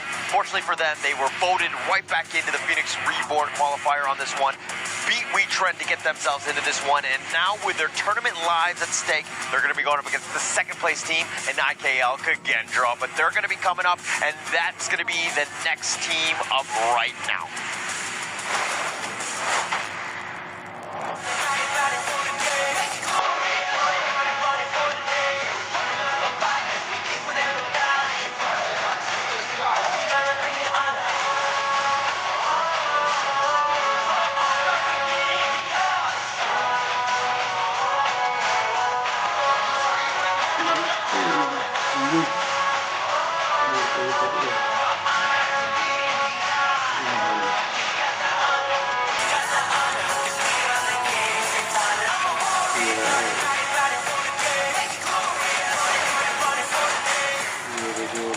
Kagendra, the second team on the stage and the last team to be entering the stage of day number 3. Maybe it's their last time of making this walk of shame, but maybe it will climb into a better walk after this one as they walk themselves into just another step in the lower brackets, still with tournament life on the line, but with a new opponent. Yeah, definitely a new opponent, but something that they're familiar with. They've played RRQ in the past. They've had basically gotten away. I think that most of the times they do come on top because they're very comfortable with them. But it looks like RRQ, they're going to be made up of 663, Lex, Bai, Harpus, and Xinglin, of course. That's going to be making up that squad from RRQ. Yeah, a squad that's kind of had like a bit of time together now, obviously within the IKL. Definitely getting a little bit of an identity compared to where they were in Season 2 Invitational all the way back last year. Right, this is very important. I think Xingling needs to help carry the team as well, provide some space for a buy. But let's take a look at the lineup for the side of Kagendra. Yeah, Kagendra again, some very familiar names. You got Ihans into the Clash lane, Lu into support, Senko into that mid lane, Lanfang into the farm lane. I made a bit of a blank there, and then Weeraw into the jungle. And like we always say when Sagi's on the broadcast desk, we're looking at Weeraw, we're looking at Senko here. Yeah, and also Ihans and Weeraw. These guys have been playing games together since 2018. They have a lot of history, and they tend to be well synergized with one another. But going into this one, I mean, when you're seeing Lanfang, a lot of eyes are on him because he has been the guy that has actually propelled Kagendra to the next level because you have, again, Weeraw, Sangulu, and Ihans who have been great, but Lanfang takes it over the top. Exactly. He has picked up so many MVPs in all their games won, and this is going to be very important because both teams, reminder once again, this is do or die. Winner will progress, loser goes back home. The loser does go back home, back to the Indonesia. So back to go training, back to scrim for the next international tournament or even the leagues. But not much longer on the timer when we get these two teams into the BP of game number 1, and it looks like RRQ chose the red side, whereas Kagendra are going on the mighty Prio Blue. Yeah, the draft will start. Again, we talk about familiarity on how they want to counterpick. You kind of saw with, teams of the past where when you have a lot of history with them, you have an idea of the thought process between the drafts and execution, it really makes for an interesting chess game. I think it really does. And one of the things that I want to point out, the pattern that we all know of Kagendra, let's focus on Weeraw for a moment, the tank jungle picks. Is it going to be the difference maker? Because you know them as the big dogs in Indonesia, in IKL. They are the champions. Well, they were the champions. BTR are now the champions. They were the champions in the spring. BTR came through into the fall and took it away from them in a moment's notice. Because I remember back to KWC, sorry, and when Kagendra won the IKL in spring, I was like, there's big things meant for this team in this international tournament. And back then, they didn't quite serve at what they wanted to. And right now, they're finding themselves in that same position, unfortunately. And Kagendra has been almost the top dog in IKL almost this entire time, right? And if there's going to be the number 1 team, but with that comes so many expectations.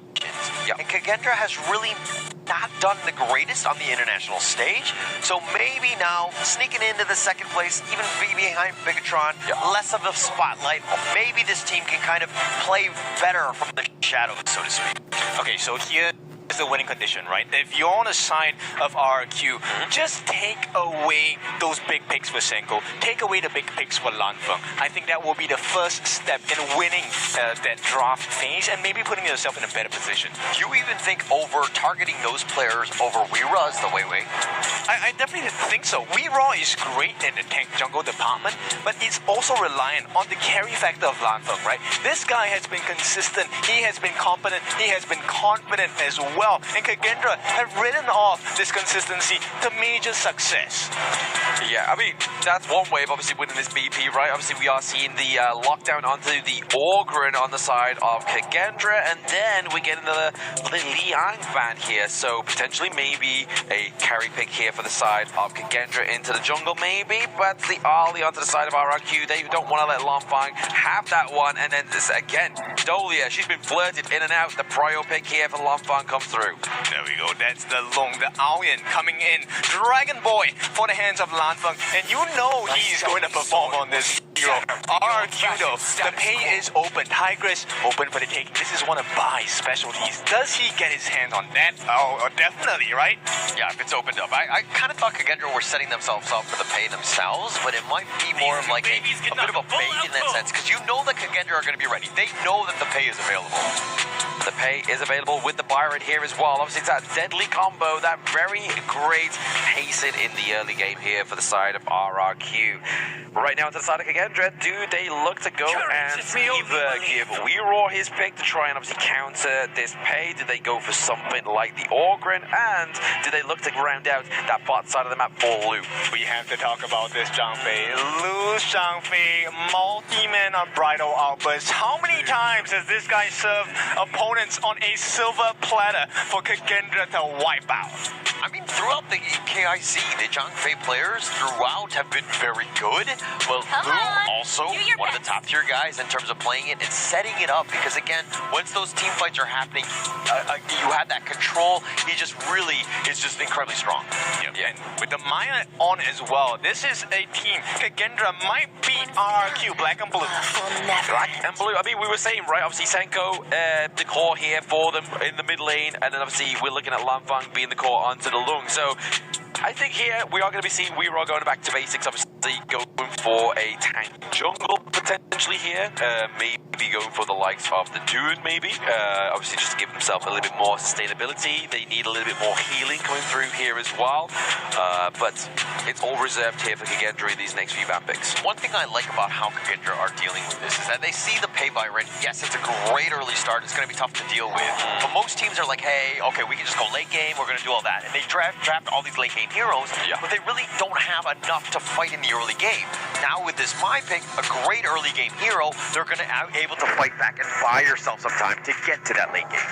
Yeah, the rotations out to the bot side of the map is going to be crucial here for Senko, or maybe even trying to sort of like uneven the matchup of the Byron into the top side of the map as well here, but the Masashi being banned out as well as the Dharma is starting to slowly get rid of that Clash Lane and jungle picks, but the Nua being banned out here as well is all at the idea that this U1 is going to be down in the support. I love this. Like, it keeps Lanfang safe, right, on the side of Kagendra, one of the big win conditions. But RRQ, this is a very scary notion as well. Very good team fight prowess. With the board being laid down by Lexi and his team, potentially you can get multi-man stuns, not just by the help of 663, but by the side of Shingling on his Byron as well. But looking at this draft here by RRQ, this isn't a very expensive one. I mean, the other side also kind of expensive too. You have quite a number of heroes that are going to be in the top 15, right, in terms of picks. But this is a moment where you're kind of like, okay, we want this game one to set the tone. Clearly, right? I mean, they're looking for another expensive pick here onto the side of Kagendra. It's going to be that Guan Yu for Ihans here. So a lot of poke and prod and shoving around, maybe potentially going to try and sort of move Lex out of his comfort zone on this Yixing, the board master. And then it was moments ago talking about the Agudo here for WeRaw to match the pacing of the Pei. And the Agudo there to round out that draft, helping with the siege. If they get an early game start, I mean, you have counters, like combination galore. But Aaron. Yeah, this is a debut pick for Aaron, I believe, in KIC 2025. Now, why is this such a great pick? Because of the insane chase down potential. Once that Laurel Plume comes through, and also bear in mind, Harpist can go for a mix of both physical and magical damage as well. Yeah, just to put a bit of a spanner in the works for Lu, right? Like, obviously, Lu, WeRaw, if we're looking at building this Agudo a tank, it's probably best to have that kind of like hybrid AP damage item towards the latter part of the build here. Just to kind of throw a spanner in the works for those tanks on the side of Kagendra. A lot of options in this one, but if we're going into this draft though, Kin, who do you give the edge to? I actually like the lineup on the side of RQ a little bit better.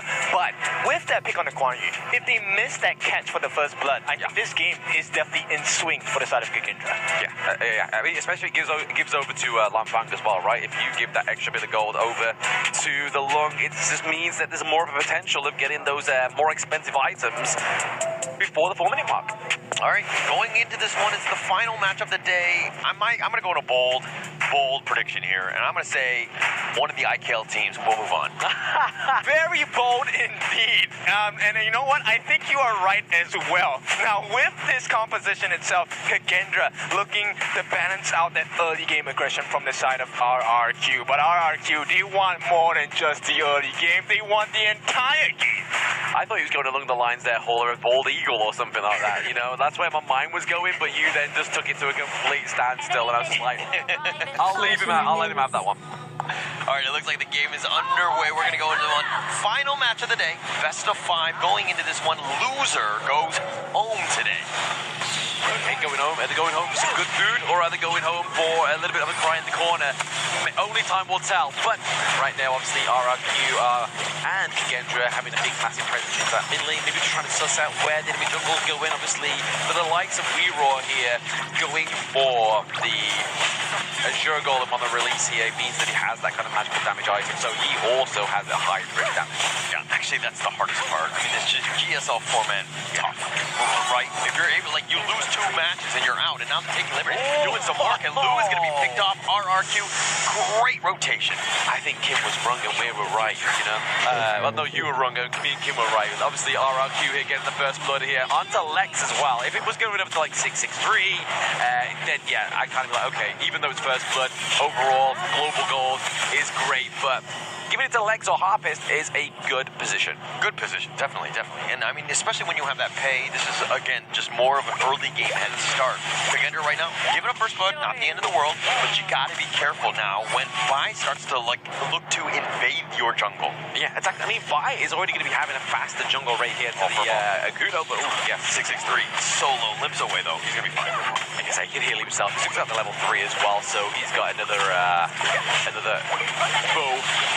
Yeah, not too much at that point, but now look at how Kagendra are moving around the map. Lex is going to be there, spotting them out, but they're looking to invade. This is very smart because you want to be the aggressors against the pay. Oh, yeah, absolutely. You want to kind of stunt the growth here, but at the same time, Xingling's like, all right, okay, guys, give me a heads up. I will come and help you into your jungle here, and that's exactly what's happening. Oh, they've got him caught in this bad little alleyway, but nice little 2-man stun with that ruined, but not enough damage. Vi is going to be fine. He pounces back to safety. I honestly think that was saved because of the Guardian Spirit, right? Obviously, that damage reduction before 4 minutes into the enemy jungle. I think if that was any other scenario, anywhere else onto the Gorge, Vi would have got bye-bye. Yeah, definitely on that one. Just barely enough. It's the small things in this case, but Xinglin with that force field suppression, pushing them away. Kagendra, they're actually a little bit behind RRQ in the early stage. I think it's because of how much what's at stake here, right? Obviously, tournament life, potential prospect of going home. Kagendra don't want to be leaving another international competition at the first hurdle. Yeah, I mean, losing out, it's unfortunate because one of these two teams is going to be going out without even a single win to their name, right? Yeah. Sad moment. Yes, we have 16 teams, but, you know, when a team goes home, it's one of the saddest things ever. Yeah, someone's got to be a loser, unfortunately. But at the same time, they may have learnt a lot within KIC, and you can only hope so when they play against these other regions. Will them both be committed there, just a zone outside of Kagendra. Yeah, but Vi actually took a lot of damage. He has to recall back to safety, so Kagendra, that's a win. You're slowing him down in this way. That is one way to slow him down, right? Get him to recall, then obviously go in and try and take his boards here, which you can see that WeRaw was trying to do, but it actually goes over the last hit onto Lex. Yeah, now looks like WeRaw, again, it's all about the farm. He's a level behind Vi, though, so something to take note of. But now with the 4-minute mark around the corner, Tyrant is going to be the next big thing. Yeah, 30 seconds time is where this is all going to start to brew down to. Will Kagendra try and go for a steal here using the Gorge mobilization, or will they give up the Tyrant willy-nilly for another objective, try and get some kind of presence into one of these side lanes? Yeah, Ihans here doing a good job of just keeping on pace with Xinglin, right? You don't need to kind of be aggressive, and I mean, you want all the last hits, but you're probably not going to get it, especially because the Byron Xinglin is going to be a problem. Oh, very much so. Very much so. Obviously, just getting that kind of tearing up with the Xinling into the backline access here. There it is, going to be the 4-minute mark now. As you can see, all the red team looking to rotate down to the bot side here, but we're always just sitting in the brush now. Oh, Lou, unbridled outburst gets the nice little 2-man stun, but with that board, the Stampede, though, the Tyrant gets taken away by Vi, and now WeRaw is going to continue on trying to do the damage, but Senku has already been killed. They've got 2 members of RRQ. Lex is limping away, but it looks like Xinglin is all by himself trying to fight. He gets the pick-up onto WeRaw, and Xinglin says, come at me, bro. That was not looking too good for RRQ to begin with, right? Obviously, they got the Tyrant, but then they lost 3 members, but Xingling on this Byron, making a focal point to the WeRaw. Oh, but they find Lex, and it looks like Lanfang. I mean, Xinglin might have baited him out, thought that we had the numbers, but the life lead was an advantage of Kagendra here. Yeah, even using that passive, right, keeping himself alive with the invincibility just wasn't enough here from the side of RRQ's Lex. And we're going to see that instant replay around the Tyrant here. Obviously, all starting up here. Everyone hiding in the brush. Even Lou with the final outburst, and there it was, the heroics charge into the Razor Cavalry, and you can see here Jinling to the back towards the pit of that Tyrant, and then you see the focus change. He misses the Stampede. He gets the sustain from Byron's kit. Yeah, Xinglin completely bad. This is the tough part about the Byron, right? Because he's just so tanky, and then it kind of catches you off guard. It's like a false sense of like security, and you're thinking, I got him, but then that shield comes up, and it's just pretty much like way too tanky at that stage. Yeah, absolutely. You see the shield go through, and that's it. You're probably like, I shouldn't have committed here. But at the same time, the Long Fang obviously taking a lot of damage there. I mean, Harpist did have to go away with around about 3/4 of health there, but he's got 663, just kind of giving over some kind of vision intel. Yeah, and I like how Senku is playing, right? Not in the mid lane, not just sticking around, but the top tower going down very quickly. Bai's got some serious damage already. He's packing a punch, right? Like we always talk about the flaming palms, but this Tiger, this kitty can hit. Yes, very much so. Very strong in that sense. So again, he's going to keep on point. He's at 1.2k over Weira at this stage. Wow. Who hasn't had the greatest of games thus far. Yeah, very sorry for Weira here right now. As obviously he's going for more of a tanky build, right? Obviously over the attack speed boots and start off with the Agudo, just to kind of give him a little bit more of a pressure into these team fights. You see the Blood Rage being built here, and then obviously more of an HP gen item come through as well. Potentially looking at that burning with that blazing cape. Oh, Xinglin looking, hunting for his prey. Finds Lu though, and doesn't really know that the reinforcements are right there if he were to potentially jump in. He's going to deal with the River Sprites and just kind of move his way to the top lane, and the rest of RQ in the mid lane. Yeah, that's the kind of brush you don't go be checking, right? If you're Xinglin, you don't be like, yeah, I'm just going to wander into this brush and hope I come out alive. Considering he doesn't have the force field suppression as well, but this is going to be a 3v1 gank into the top side of the map here, really neutralizing that advantage that RRQ created for themselves moments ago. Yeah, I think if you're like a true Clash laner, you just have trust issues, right? Any sort of brush, any sort of issue. Harp is very low, but Lanfeng getting on out of this one. But here's the Umbrella Outburst finding Lex, who actually has to flash. The board is not going to catch anybody, so RRQ not able to make them pay.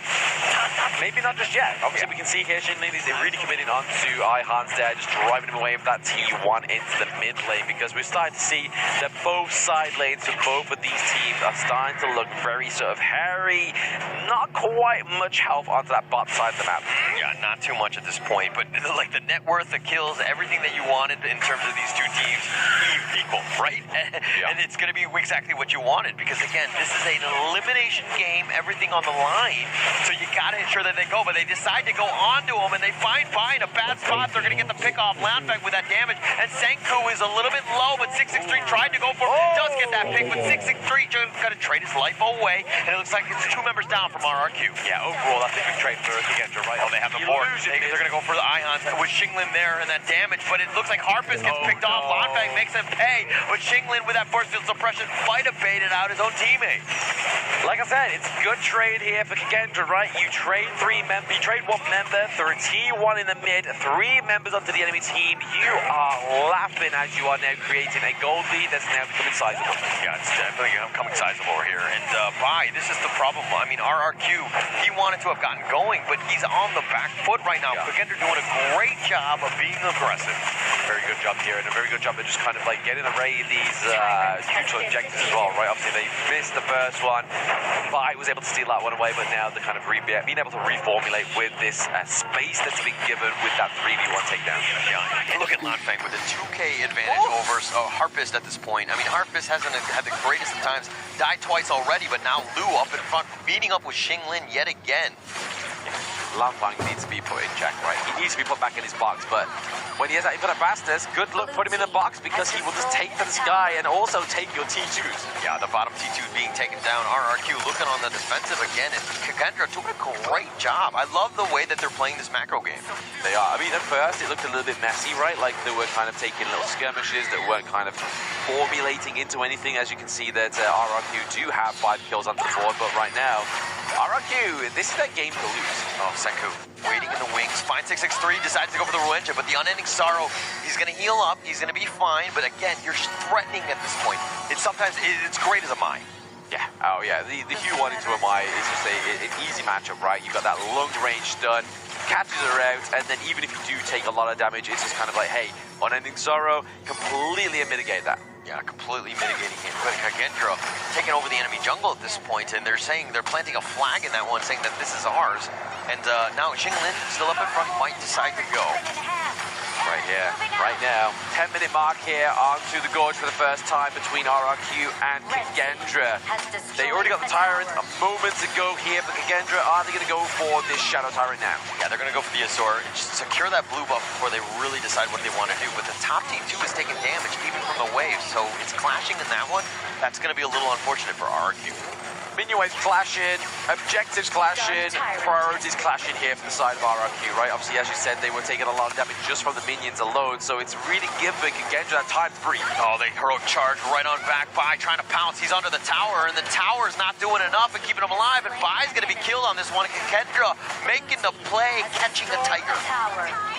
That was a turret basically making a statement, right? He was like, hey, you left me to die? Sorry, buddy, you're dying too. Well, the towers are talking to you, but Harper's is going to be picked off here. Lan Feng with yet another Flaming Palm snipe out. He's unstoppable at this point. I don't think he's been caught once. I think now he's on like, what, 8-0-1? That's scary for the side of RRQ, right? They've got to really contest with this carry player. Yeah, and Lan Feng, this is why he's been such an asset to Kagendra here. Always making his name, but the damage and the fact that you're getting these pickoffs, now with this 5-on-4 advantage, you can just like literally just siege these towers. Yeah, it's just a moment notice, right? That's all they're waiting for is a moment to strike here by the side of Kagendra. Just get your minion waves in check, maybe even potentially try and go for the Shadow Overlord, right? Like, you've got RRQ pushed into their territory, into their base, and that's going to be a problem for them because they won't be able to escape or get out of there. Yeah, and I mean, RRQ right now are literally just watching, right? Kagendra just taking things from them, and they really can't do anything. This is a very sad state of affairs for them. Very sad state of affairs for the side of RRQ as they are down around about 4k gold at this point in the game. 12 minutes onto the board right now. You can start to see that Bai's not having the greatest time on this pay. The only thing I can see as a saving grace here for the side of RRQ is just getting into the late game, getting legs scaled up, getting Jingling and full slotted in that itemization. I mean, the biggest thing about this pay is that, yes, it has that early game lead. We all constantly talk about it in terms of like draft synergy and all that. But if your pay is never on the other side of the river, in the enemy jungle, taking stuff away, you know you're having a bad game. Oh, absolutely. Absolutely. It's kind of just like you're forcing yourself into a box there when you are the pay. You're meant to be the carry, not kind of like the I'll wait for you guys to go in first, and then I'll follow suit. Yeah, he can. He needs to be aggressive, take advantage of it, and now he's just like kind of sticking around. So this is even worse because like you don't really have any farm. You're just kind of waiting around while Kagendra are literally just pushing things into your face. Yeah, exactly. Pushing things to your face, pushing things to your base at this moment in time with that C3 being attacked into the mid lane there. They do have a Canyon minion as well. It's just that solo minion, but to RRQ's detriment, they are going to get that wiped out. Yeah, no real chance. I mean, the board had been used as well, finding Weira, and then Weira's like, okay, not really much you can do. You don't want to siege into me, right? Exactly, that's it, yeah. It's like, okay, you can zone out for a little while, but you're just going to be delaying the inevitable here. Yeah, and Jinglin wants to go over the wall. He wants to start this, but the towers, that's the biggest thing. They're waiting for Kagendra to make a mistake. Yeah, one small step out of place here, but the Vanguard taking this T3 into the mid lane here is going to be a problem for the side of RRQ. They're looking for another one here as well. Yeah, slow and steady wins the race, taking the bottom T3 just like that. Jinglin has to force with suppression just to stay alive, but now 663 in a bad spot. The Infinite Fast, the Senku is a little bit low. He goes down, and then two members are a little bit low from RRQ, but somehow they're continuing on. Jinglin wants to go. The Infinite Fastness is going to be used to just get himself out of there, but they don't have any sort of catch. No catch at all because Jinlin's having to kind of play at the base, right? Like if he doesn't play there, the Vanguard tries to go through to the crystal, does some damage, and then that's where we see Gendra strike again because they've only lost Senko. They still have Weira for the front line, they still have Ihan to try and get some kind of access into the back line, but then more importantly, Lan Feng here just to deal the damage. Yeah, they're going to go for the Shadow Tyrant. They got to get something out of this. I mean, the push is going to be in all three lanes as well, so that's going to be rough, and the Tyrant will be picked up by Bai, securing that, but can they do anything else? Because Super Elite minions, in the bottom lane, Super minions.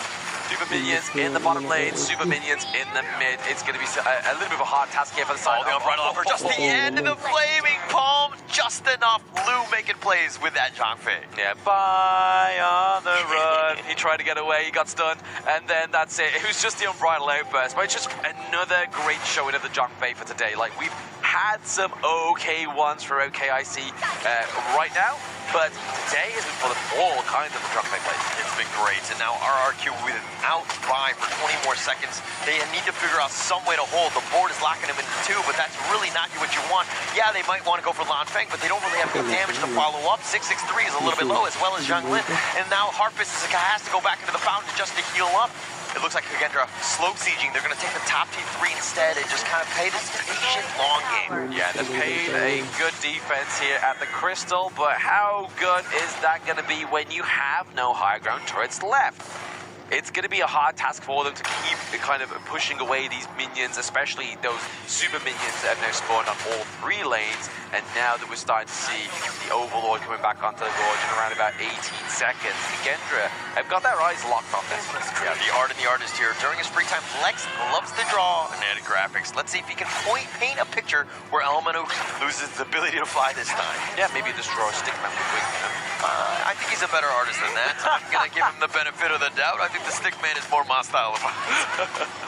Hey, there's an art to stickman, okay? It's all about perspective. It's all very subjective. Okay, all right, here, and they find Lou. They got him knocked off. That's a good win. Getting that pick off, that could open up a potential door here. They could open a door here from the side of RRQ with the takedown of one of their front lines, right? Obviously, they are really reliant on We-Roar right now with the Lord mobilization. Oh, the board, they've got at least We-Roar locked in. They're going to try to do as much damage. They throw everything at him, and they do get the pick off. And now Harpist is up front. He's doing some work, and they find Senku. A double kill going the way of Harpist. But one side of the map here does have those minions charging through, but at the same time, we do get Lex going back to clear out that minion wave Xingling just to put pressure onto Ihans, so they can have a free time and a free Shadow Overlord. Yeah, they'll take that one out. A small win. They need many of these small wins to really kind of take over this game here, but you're going to start small. The net worth lead is negligible at this stage. Oh, absolutely. I mean, negligible in the space in between them, and also the use of it. Obviously,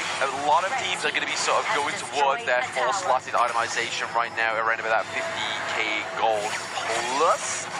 Now it's all down to execution. Yeah, and now Kagendra have to hold. They're going to lose the top T3. Senku's going to be up here. So now the game has turned. RRQ still have a lot of towers in the mid lane to deal with, though.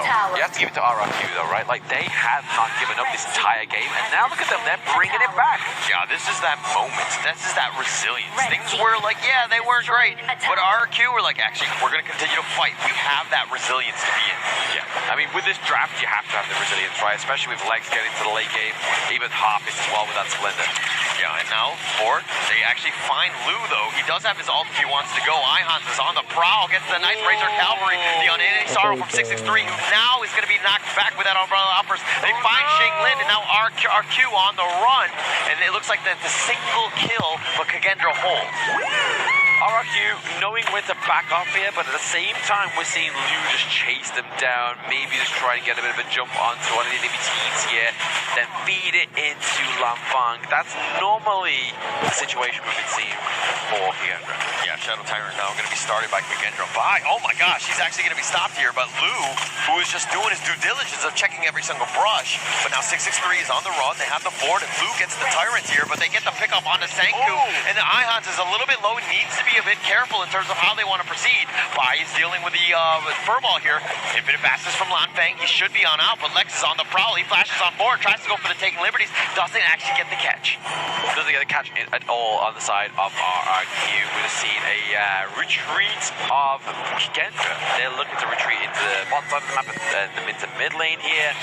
Just looking to make sure they can maintain those T3s. Yeah, RRQ, literally no towers to their name, but they're actually doing very well in terms of net worth. They actually get the pick off. They find Lanfeng, and that's a huge one. That's going to be a shutdown, and now RRQ with a massive opening. They have an opportunity with Lanfeng down for a long time of 35 seconds. Yeah, what a huge burst potential there from Bai on the pay.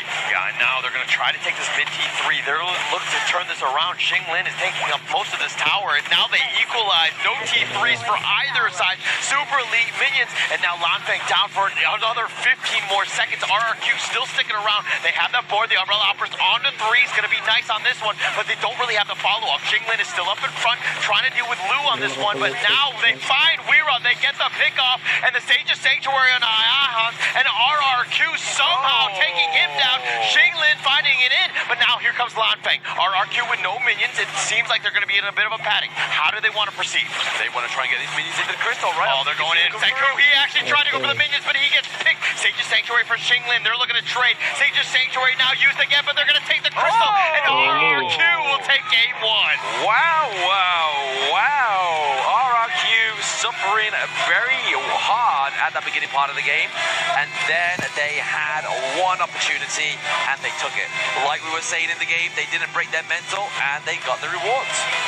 Just the small mistakes. And this is kind of where you're thinking also where Kagendra were like, hey, we're winning, but we're not doing the things that we need to do to close this game out. And they paid with their lives. RRQ, smart, right? This is one of those things where you don't panic. Not the kind of result the Kagendra fans were expecting. Balagendra, not the story they want to hear, but RRQ, the Kings of Kings. This is the result that they expected.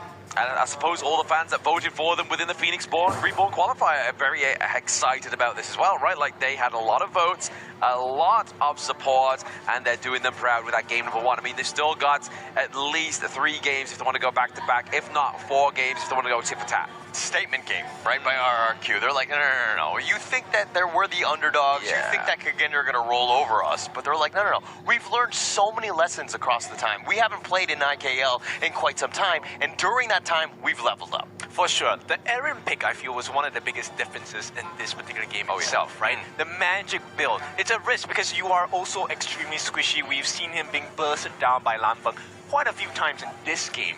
But the nice catch, the moment they force out that infinite fastness dragon form no longer available, you know he's available for the picking. Yeah, that's a huge burst damage from that ultimate, and just the chase down potential as well, right? Like, Lung has no means of getting out unless he has his flash at that point in time.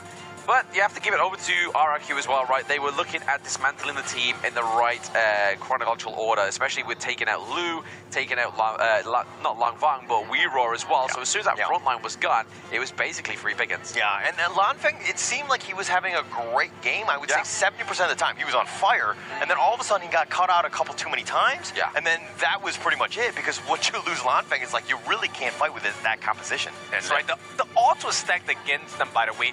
Now, if you didn't manage to catch majority of the game, they actually had their base completely emptied out. And that's RRQ I'm talking about. So the fact that they came back, they made it a barren base on Kagendra's side instead and won the game on that first push. That was a big moment.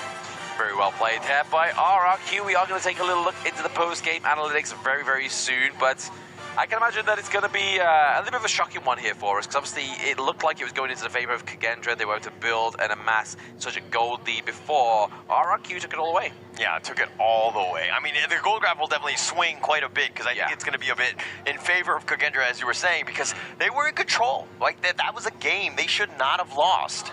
Yeah, for sure. And I think one of the things that they've made a mistake on the side of Kagendra is actually giving Bai that pain. That is his #1 hero. We've seen him perform on that Tigress so many times, and today it did hurt them. It did hurt them, but at the same time, it kind of felt like Bai was really not doing his things as a pay earlier, right? It kind of got a bit of a slower start, and they put themselves in a bad spot.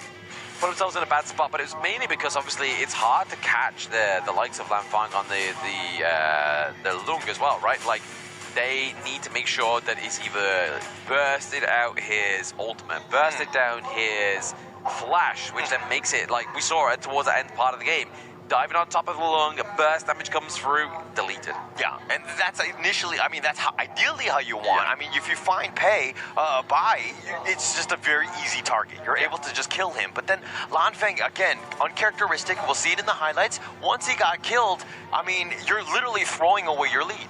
Exactly, and one more player I want to really highlight is Lex. I think Lex did pretty well on the Yixing. There were a couple of nice boards that he laid down. I think, you know, there was a moment where Xingling actually got caught right in the tip of the edge of the box and was unable to clear the minion wave. And I think that was one of the small moments that happened that really allowed RRQ to swing things around. Yeah, it's all about the little things. And I mean, just like the small wins compound into something much, much bigger, right? And it took them a lot of time, and I'm glad to see that RRQ have woken up. But it, you know, have we woken up Kakendra now? I mean, they probably hope so, right? Kakendra hopes so. RRQ probably doesn't hope so. Or maybe they do hope so, and they actually want to fight on their hands. Yeah, that would be interesting to see, because end of the day, this is supposed to be a wrestling match between the two, because only the best of IKL should make it over to the knockout stages. Yeah, I mean, only the best. I mean, throughout the KIC, not just the IKL. I think all of the different teams going into this one, I think everyone really needs to step up. But going into this, where RRQ have now kind of changed the tone, I mean, they came back and they ended up pulling out the victory. This has got to be super frustrating for Kakendra here. Oh, absolutely. I mean, the game was in your hands. You know, like that was. I even said it in the early game. It's Kagendra's game to lose, and they did lose it, unfortunately. Okay, so now what's the expectation after taking a look at RRQ's performance in game number 1? Do you think they ride off this momentum and they go into game number 2 with a destructive movement, or does Kakendra kind of like, you know, rev up the engine and we're in for a series here? Well, they're the victim of global ban pick, right? Like, they can't pick the pay again. They can't pick those big picks like the, not even like the Aaron. The Aaron's more like a pocket pick right now. So that was probably the least expensive pick within that draft. But before we get into game number 2, obviously, we get to hopefully look at the post-game analytics. There we go. Thank you very much, production, coming through here now. And there it is. Looking at Harpest, really getting those kills onto the board here after quite some time. But Lamfang, man, 911. Somebody call the emergencies because they threw the game. Yeah, they threw the game. I was going to make the joke that it's like 911, call the police for them, but or the ambulance for them. But no, in this case, Kakendra throwing it away. Amazing game by Lanfang. Got to be super frustrating here if you're Kakendra. Oh, absolutely. Absolutely here. But if you're looking at the damage dealt onto the side of RRQ, you're seeing it on Harpist, right? That was like over 100k damage around about literally borderline Tempest Dragon game. Like, this is an IKL special. Yeah, this is 1 second away from the Tempest Dragon, and you know that if RRQ had made the mistake to call and say, you know what, let's play safe, we back off, Kakendra definitely would have came back. Oh, yeah. Understanding when you were advantaged and trying to end the game, very smart by RRQ. Some teams might have made the wrong decision there and gotten themselves on out. So again, it's just getting to that moment where you're like, hey, we have a chance to win this one. And having the chance to win this one was all down to Harpist as he kind of puts a little bit of a pose on, right? Like, that's kind of matching the Arid itemization. But look at that, 191k damage. That's wild. That's absolutely wild. That's a ton of damage there, and it took him some time. I mean, we were questioning this Arid pick going into this one. It had its moments. It was going to be very squishy, and that's why he did die 3 times. But checking out the high list, we're going to see exactly where Kakendra went wrong. I think this one's a little bit difficult because end of the day, there was pretty good setup coming in from the side of Kakendra, right? You had the ultimate coming up from Hero, nice stuns, you had the knocker from Senko as well. And if you notice, one pattern that consistently emerged from the side of Kakendra was that Senko was always willing to give his life first, and that kind of costed Kakendra towards the end of the game. I think we've been seeing that quite frequently though, right? I don't think we've actually seen a My Shiranui pick that's carried the game. It's literally just been there to kind of get the assists, funneling over to either the jungle or the farm lane, and then just have like a high assist game but low kills and very high health, high damage. Yeah, I also find like a lot of the My players, I mean, some of the top tier ones don't make this mistake, but some of the other ones, I mean, I don't mean to put Senko in this one, but he kind of forces the issue. You're very squishy, especially late game. You gotta kind of be more of like a secondary or third initiation as opposed to being that initial guy. Oh yeah, that's why they kind of like drafted with the likes of like a Liam Poe, right? Like having that Tremor Smash come through with the knock-up of the My Shiranui just kind of gives her a little bit more escapability. I think they were trying to depend on the Guan Yu to get the catch, but it was very difficult, right? Because at the end of the day, you also have Lex on the side of RRQ. If you make that call a little bit too late, then it's going to be really difficult because you're going to be caught in the box. Caught in the box, absolutely. Yeah, definitely caught in the box. Nobody wants to get caught in the box, so we're going to have to find out exactly just like how they want to kind of proceed on this one. But checking it out, let's go to follow us for latest sports, esports updates and rewards across all of the different platforms. You can get a lot of free goodies for, you know, just showing up and following. Yeah, we used to have 4. Now we have so much more, right? There's Facebook, there's Twitch, there's also TikTok, just to name a few. And this is going to aid you in your journey to learn more about HOK, but not just learn. Maybe you can become a professional as well. And we'll see you on the stage here. So you can learn without actually losing games? That might be a good way, right? Huh? It'd be effective, very effective. It'd be very effective, and you probably might be like a prodigal son of Honor of Kings, right? Like, if you can learn without losing, then you are definitely in the right place, especially competitive. I think that's going to be a tough one to pull off because there's theory and then actually doing it is kind of different. We've seen great drafts, and execution kind of drags it down. But for this second game of the day between RRQ and Kagendra, this one is going to set the tone because RRQ, this is a very rare and peculiar position to be in. They have never pushed Kagendra to a final standoff yet. Yeah, but it's not panic mode for Kagendra, right? You had a great early game. You made a mistake where you botched it in the end. I think that if you continue on, 80% of the game was fine. As long as you're able to repeat that into game 2, you're going to be in a much better position than RRQ, who were behind for 80%. Now they had to make this miraculous comeback. Yeah, I think that's definitely more of a position of being tilted from, right? Like, you were literally this close to winning the game. Yeah. You had no turrets on your enemy team, but just could never get the crystal, and then your enemy team wipes you down. This is like one of those track races that you see where the guy in front is so far up, and then he's bragging, he's taking pictures, he's just celebrating before he even crosses the finish line, and he's all of a sudden the dude just comes running right by him, and that's going to be RRQ in the afterburners, going to play to the bitter very end. RRQ stands for running quickly. running quickly. I like that. We're going to have to do that. But hopefully they run quickly into the win column because they need to continue this momentum here. Exactly. And now they're going to start the band with the pay, right? And this is actually something that Weeraw likes to play as well in the jungle. One of the rare assassin heroes that he has in his kit. I'm curious to see if Weeraw has any more. They're going to ban out the Ogren this time for the side of bye. Yes, the Ogre came through last game, right? They were banning that one out again. They do not want Bai to get that big pick through once again. But over to the side of RRQ, they don't want to let that Huan slip. Obviously, we've been seeing Huan have a fair share into the blue side and onto the red side. Yeah, that Huan has so much play. The IKL loves this hero. Every team from it. And so this is one that they just don't want to have to deal with. It just provides so much. Plus, it really messes with your heads when it comes to the draft. Yeah, because you're kind of building into this kind of hyper carry, especially if you go and lock in something like the Dolia, right? The Dolia, oh, there we go, spoke about the lady, the mermaid, she has come through. It's like as if I was make it a beautiful on RRQ's draft. But no, the Dolia coming through here is definitely going to open up some avenues. Do the side of RRQ go for the Lung here? Wait, Kagendra did not play the Yangjin. Are they not going to steal it away from RRQ? Are they that confident? I mean, they're thinking about it. I think that it's a must, right? You're kind of forcing it out. Yeah, it looks like they're going to pick it up. Let Weeraw get on this Yangjin. Makes a lot of sense. Maybe the Dolia Celestial Medley is going to come elsewhere, right? Maybe they go for the Nurtza, like we've been seeing many times. I don't think we've seen an IKL team pick up the Nurtza and the Dolia combo, but they're looking to go back to basics. I mean, the Dune, Dolia here, a lot of sustainability, a lot of knock-up.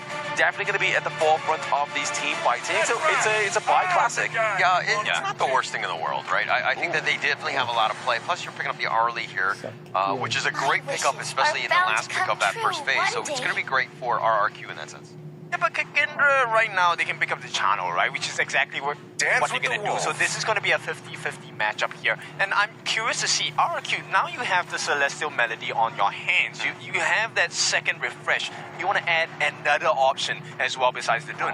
I mean, imagine if they go for the Elaine, right? I mean, Elaine has been one of those, oh, there we go, yep.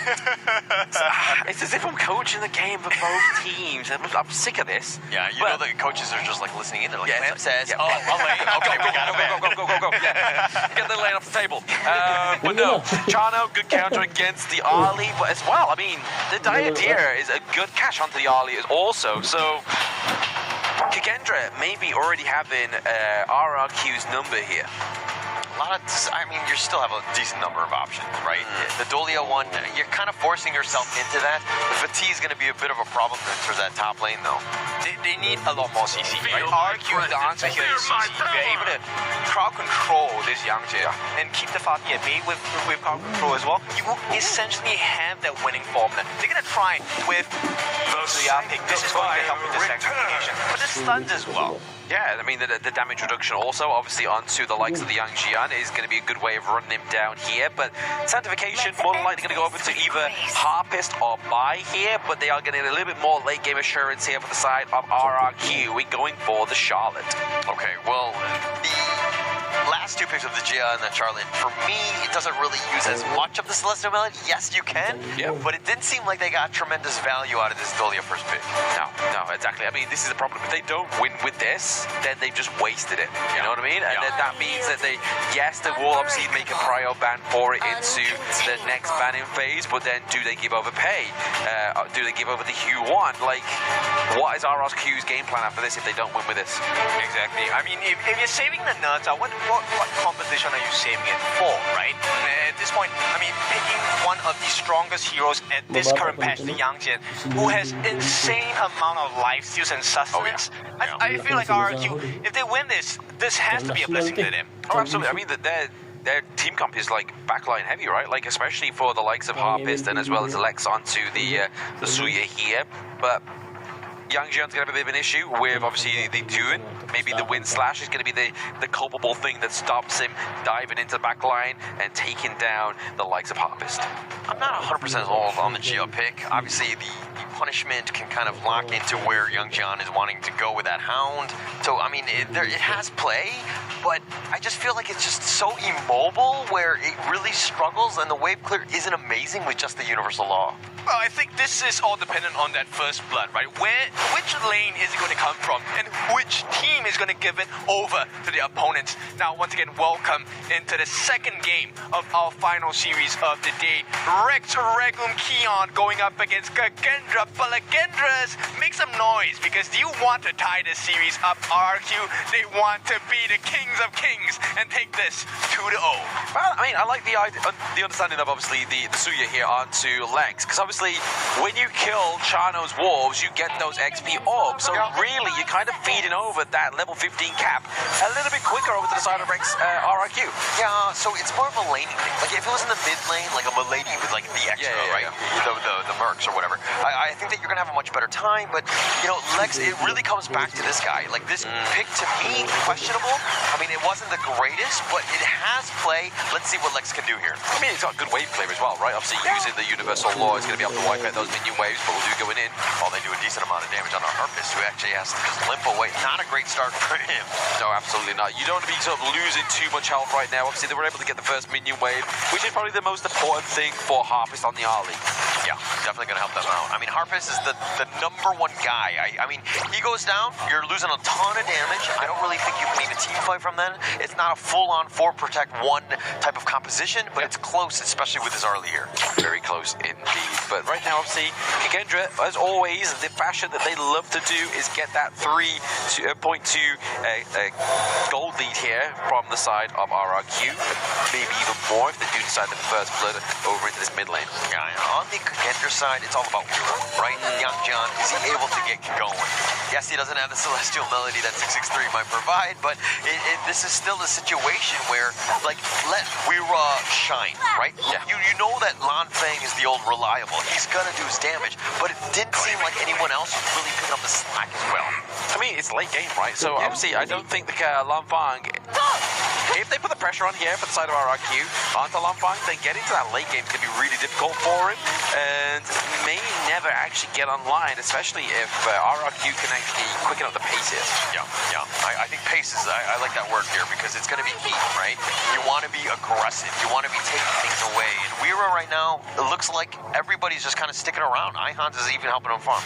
Yeah, you can see that obviously Suya has gone down to the bottom side of the map here to try and get as much as those XP orbs from the likes of the China and the Spirit Wolves, but right now it's 663, getting hit by the soaring shot. Great soaring shot, but Lan Feng just sticking around that tower, nothing to worry about as of now, but for me, it's like buying, right? Like, is he able to kind of keep on pace? Is he able to kind of invade at times? Because the Dune is not the Dune of old. It definitely, you need to work a little bit harder to make, excel. Yeah, exactly. It's kind of like belligerence, and obviously Gal's Benediction is not going to quite have that same HP regen as what we once knew, but as you've seen in ranked games, more so taking up into the top side of the map rather than going into the jungle here as well. So it's still, with the Dolia, I feel like it's the initiation they need, right? Obviously, once you get to level 4 onto the Dune, he's already going to be quite tanky anyway, because he's got all skills going for him. True. And if he's able to get to the back line, he gets on the Senku Lan Fang, he's able to lock him down, you're going to have a great time. So it really, Vi got to have a great game. Lex needs to get Harpist going as well, helping support him. Yeah, I feel like Dune was Young Jun before Young Jun was Young Jun. Yeah. Probably had a younger... If that made sense. Younger Yang Jian. Yeah. No, it took me a minute. I had to draw it out in my mind, but I got it now. Yeah, it makes a lot of sense in that sense. But now Kagendra here, continuing on. I think that this is where things are very equal. You see the teams are playing very cagey, poking apart. Nobody wants to take any sort of risk because, again, if Kagendra goes down 0-2, that's a terrible spot to be. Oh, absolutely. But I mean, you could look at these potential combos that are coming through with these initiations, right? Like, if we see Lex land that slow, that damage over time, and then Bai comes in with the Unruly Blade, the Wind Slash, it's going to really lock down the squishy heroes onto the side of Kagendra in place. Yeah, and also Xinglin. I mean, this is something that's kind of underrated on that draft. We didn't talk too much about Charlotte, but if he's also able to get to the back line, following up with Bai, I mean, you might be able to get the pick off. So the damage needs to come well coordinated, if you will. Yeah, I mean, the way they can get a little bit more damage here onto the side of RRQ is if they are successful in terms of getting this Tyrant. But as you just noticed there, Harpist gets to the 4-minute mark, gets that Doomsday onto the board, a little bit of a early game power spike. Yeah, but the Tyrant now, it's going to be picked up by Bai. He ensures he gets it, and Ihan's looking for those slashes, but not too much. Weira going very deep. He's actually been stunned, but he's going to be chased. Wind Slash on top of him, but Weira tanky enough to get on out. Yeah, that's scary, right? Like the amount of damage that happened onto a 6-6-3 that really just drew him from that team fight. Yes, RRQ was able to get the Tyrant, but it's losing nobody at the same time is a good effort, but this minion, it could be enough for the side of Kagendra just to take this T1 down there. Yeah, again, I mean, 5 minutes into this game, not a single kill. I mean, the Tyrant being picked up, just the teams are like working around one another. Yeah. Nobody's really willing to go in for the team fight because they know now is not the time. Everyone's stepping on eggshells. That's what's happening here with these team fights. Nobody wants to commit because nobody wants to be the first blood. Nobody wants to give over the extra bit of gold. But Ihan, Weira looking just to clear out those minion waves into the top side of the map. Yeah, just extending this game more than anything else. But if we're looking at drafts, though, I mean, you have Lex on the Gia. You're going to have a slight edge because that late game. Plus, you have Harpist on an Arlie, which is going to do some serious work. But is it going to be enough? If you were to pick one of these two teams as having a better late game, which one is it? I mean, Lavang, obviously being the player on the late game hero of the side of Kagendra, I feel like that's going to be where I'd be looking towards, especially with Weira onto the Yang Jian here. Maybe just pop in that Destructive Deluge from Senko, right? It's really going to kind of like turn the tides of this fight. And if you have the bit of a staff as well, Bai is not going to have the greatest time in terms of that, the healthiest HP reduction, regen on that Dune. So it's going to kind of like slip him into that death state. Yeah. For me, it's kind of like about Bai just being the tanky frontliner. He doesn't really need to do the damage. No. You have the other guys that can kind of follow up, but you need to be able to get in there and just disrupt people, stun knock them, and for the rest of the team, like Harpist, to just pick them off. Yeah, stun lock could be the potential here for the side of RRQ, but now defending that top side of the map here is going to be Lamfang, making sure they don't get that pressure into the clash lane, which obviously Kagendra has already been very successful at, but I feel like now is just tending the chickens, making sure you've got all your resources going for you, making sure you get your Azure Golem, and then maybe getting a bit of a dunk here, just trying to get a dive onto somebody.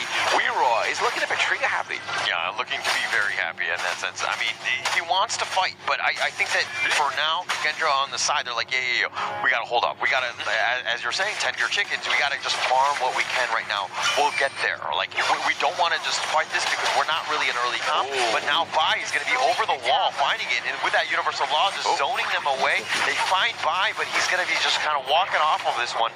And both of these teams, they're fighting, but they're really not a lot of damage that's being expended on both sides. Exactly. I mean, it was nice there, Senko, right? Popping the Destructive Deluge over the Ode, so obviously they wouldn't be able to heal onto the Dolia there, just kind of have a greater HP regen into the back line. But right now, Lou taking a lot of damage, maybe just kind of trying to like phase check this bye. Yeah, and again, just a slower paced game. The bottom T1s have taken the tops as well. So this is one where they're, again, it's more about the posturing. It's all about the big neutrals more than anything else. Even the net worth are pretty close in almost all the roles. I mean, do you blame Gendra for taking a shorter game or a slower game here after they had such a dominant game number 1 and then lost it?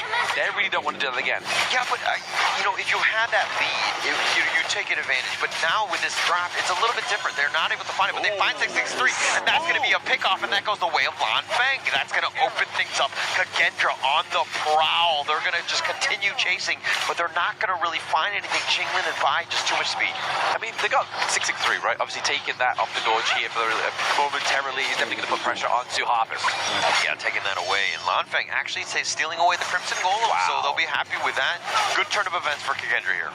Yeah, they were able to find a possible opening, but at the same time, it's at the detriment of RRQ, right? The fact is that they never contested or took the fight to Kagendra meant that Lan Feng's been having a easy game just to farm up and get as much resources as possible.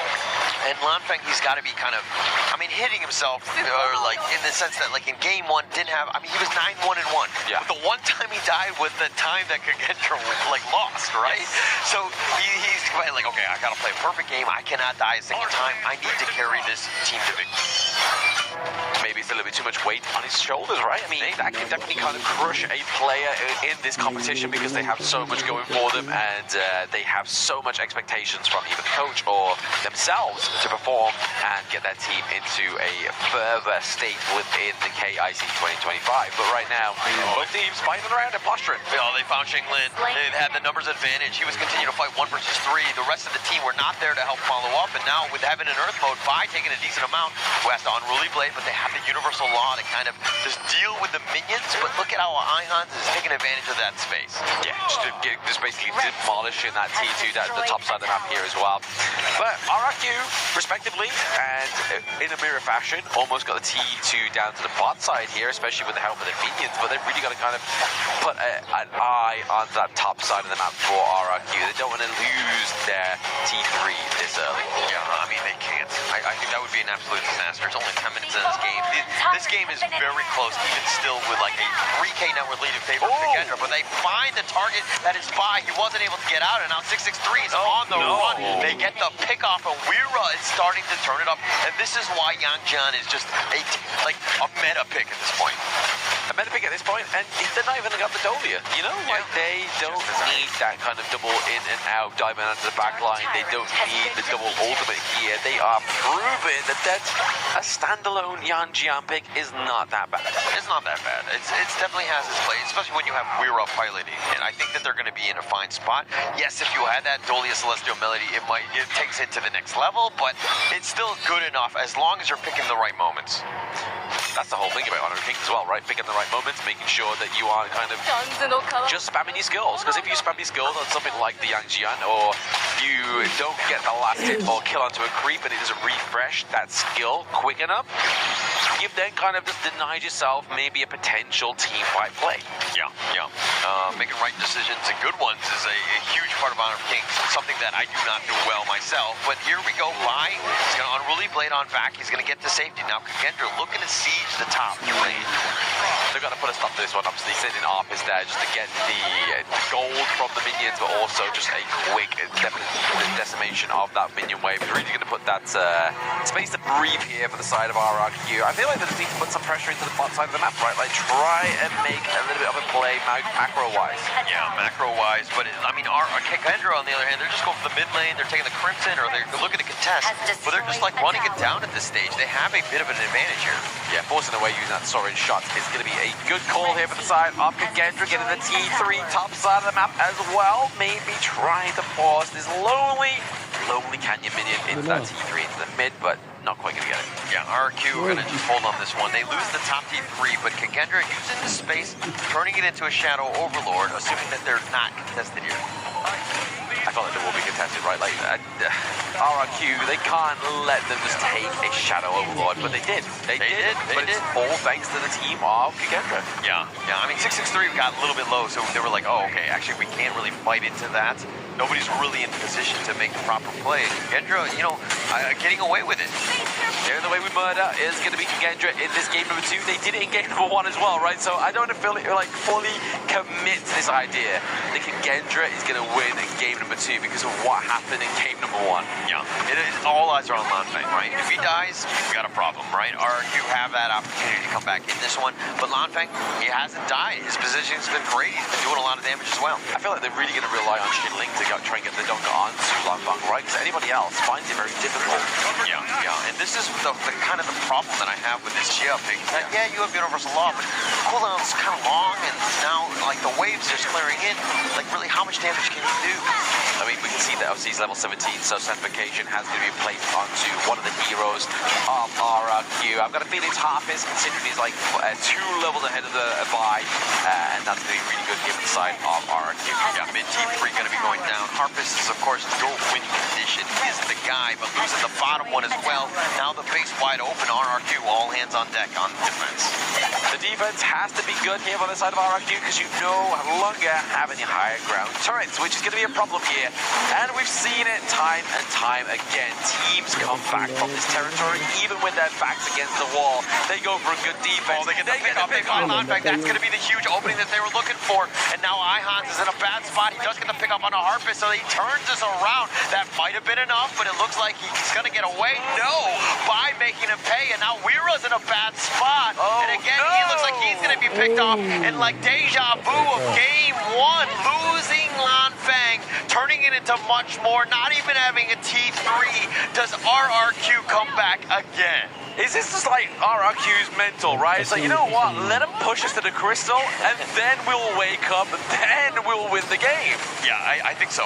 It's like, okay, now we can start playing the game. Huh? We don't need any towers. Maybe I should do this in my rank games, you know? Like, get to the crystal, like, guys, we're winning there. Yeah. T3s are just slowing us down. We can just win this game. I'm going to super minions, exert them. Yeah, they're going to pick up the Shadow Tyrant. That will help them. RRQ in a similar fashion, down about 4K. This is still very different from game 1. Very, very different. But I mean, even though we joke about, obviously, RRQ coming back around about the crystal, it means that they still have to try and send somebody back to clear out the minion wave. I mean, it's going to be good for Harpist in terms of getting that gold back up, but he's almost 6-slotted, right? He's probably potentially looking to go for something like that Sun Chaser towards the end. Yeah, and actually, net worth-wise, he's like on top of Lanfeng in terms of where they are. 300 gold difference is nothing at this point. Yeah. So they have their moments. It's going to be coming down to, again, Lanfeng doesn't get picked off. Only time will tell, right? If he gets picked up again, that's it. That's going to be the trouble here for the side of Kagendra, but they're using a Destiny counter. Yeah, but the Unruly Blade negating most of this, the Universal Law, but this is a situation where RRQ are, like, they step outside of the base, but with all the lanes pushing, it's kind of hard to continue. Now is the time. Senku, the passive in a bad spot. And Harpist making him pay. Bai is getting a little bit low. He has a little bit of shield to know. Lanfeng slicing him down. And now Ihans looking for the flank. Not really going to go. Kagendra still, it's 4-on-4. We've got some RRQ chanters in the venue as well. They clearly have a massive fans in the Philippines as well, but now it's going to be their chance to prove them right again and again and again. But Ihans is doing a lot of damage, taking a lot of damage. He's taking a lot. He's actually going to be gone on it. It looks like Harpist fighting him out, but Harpist gets a little bit low himself. He's going to trade his way of life, but he takes away Lanfeng. And 3 members down from Kagendra, and RRQ again looking to come back, but Lex has to run all the way back to deal with the minions. Kagendra, what are we doing? Why are we allowing this? Like, what's going on? We said it literally like moments ago. Hey, RRQ, if you just take out Lanfeng, you're going to be good. And they've done it back-to-back times. Yeah, I mean, Harpist is like a sniper. He knows that Lanfeng has been the guy. And now, I mean, coming in from game 1, this is now looking very similar to it. Yeah, just look at this instant replay. Obviously, we was really hoping big things here for Ihans coming into the back line, but it was just going to be that knock-up for the degradation of the Charlotte again, and then Harpist just lay waste onto Lanfeng. He had one mission, and it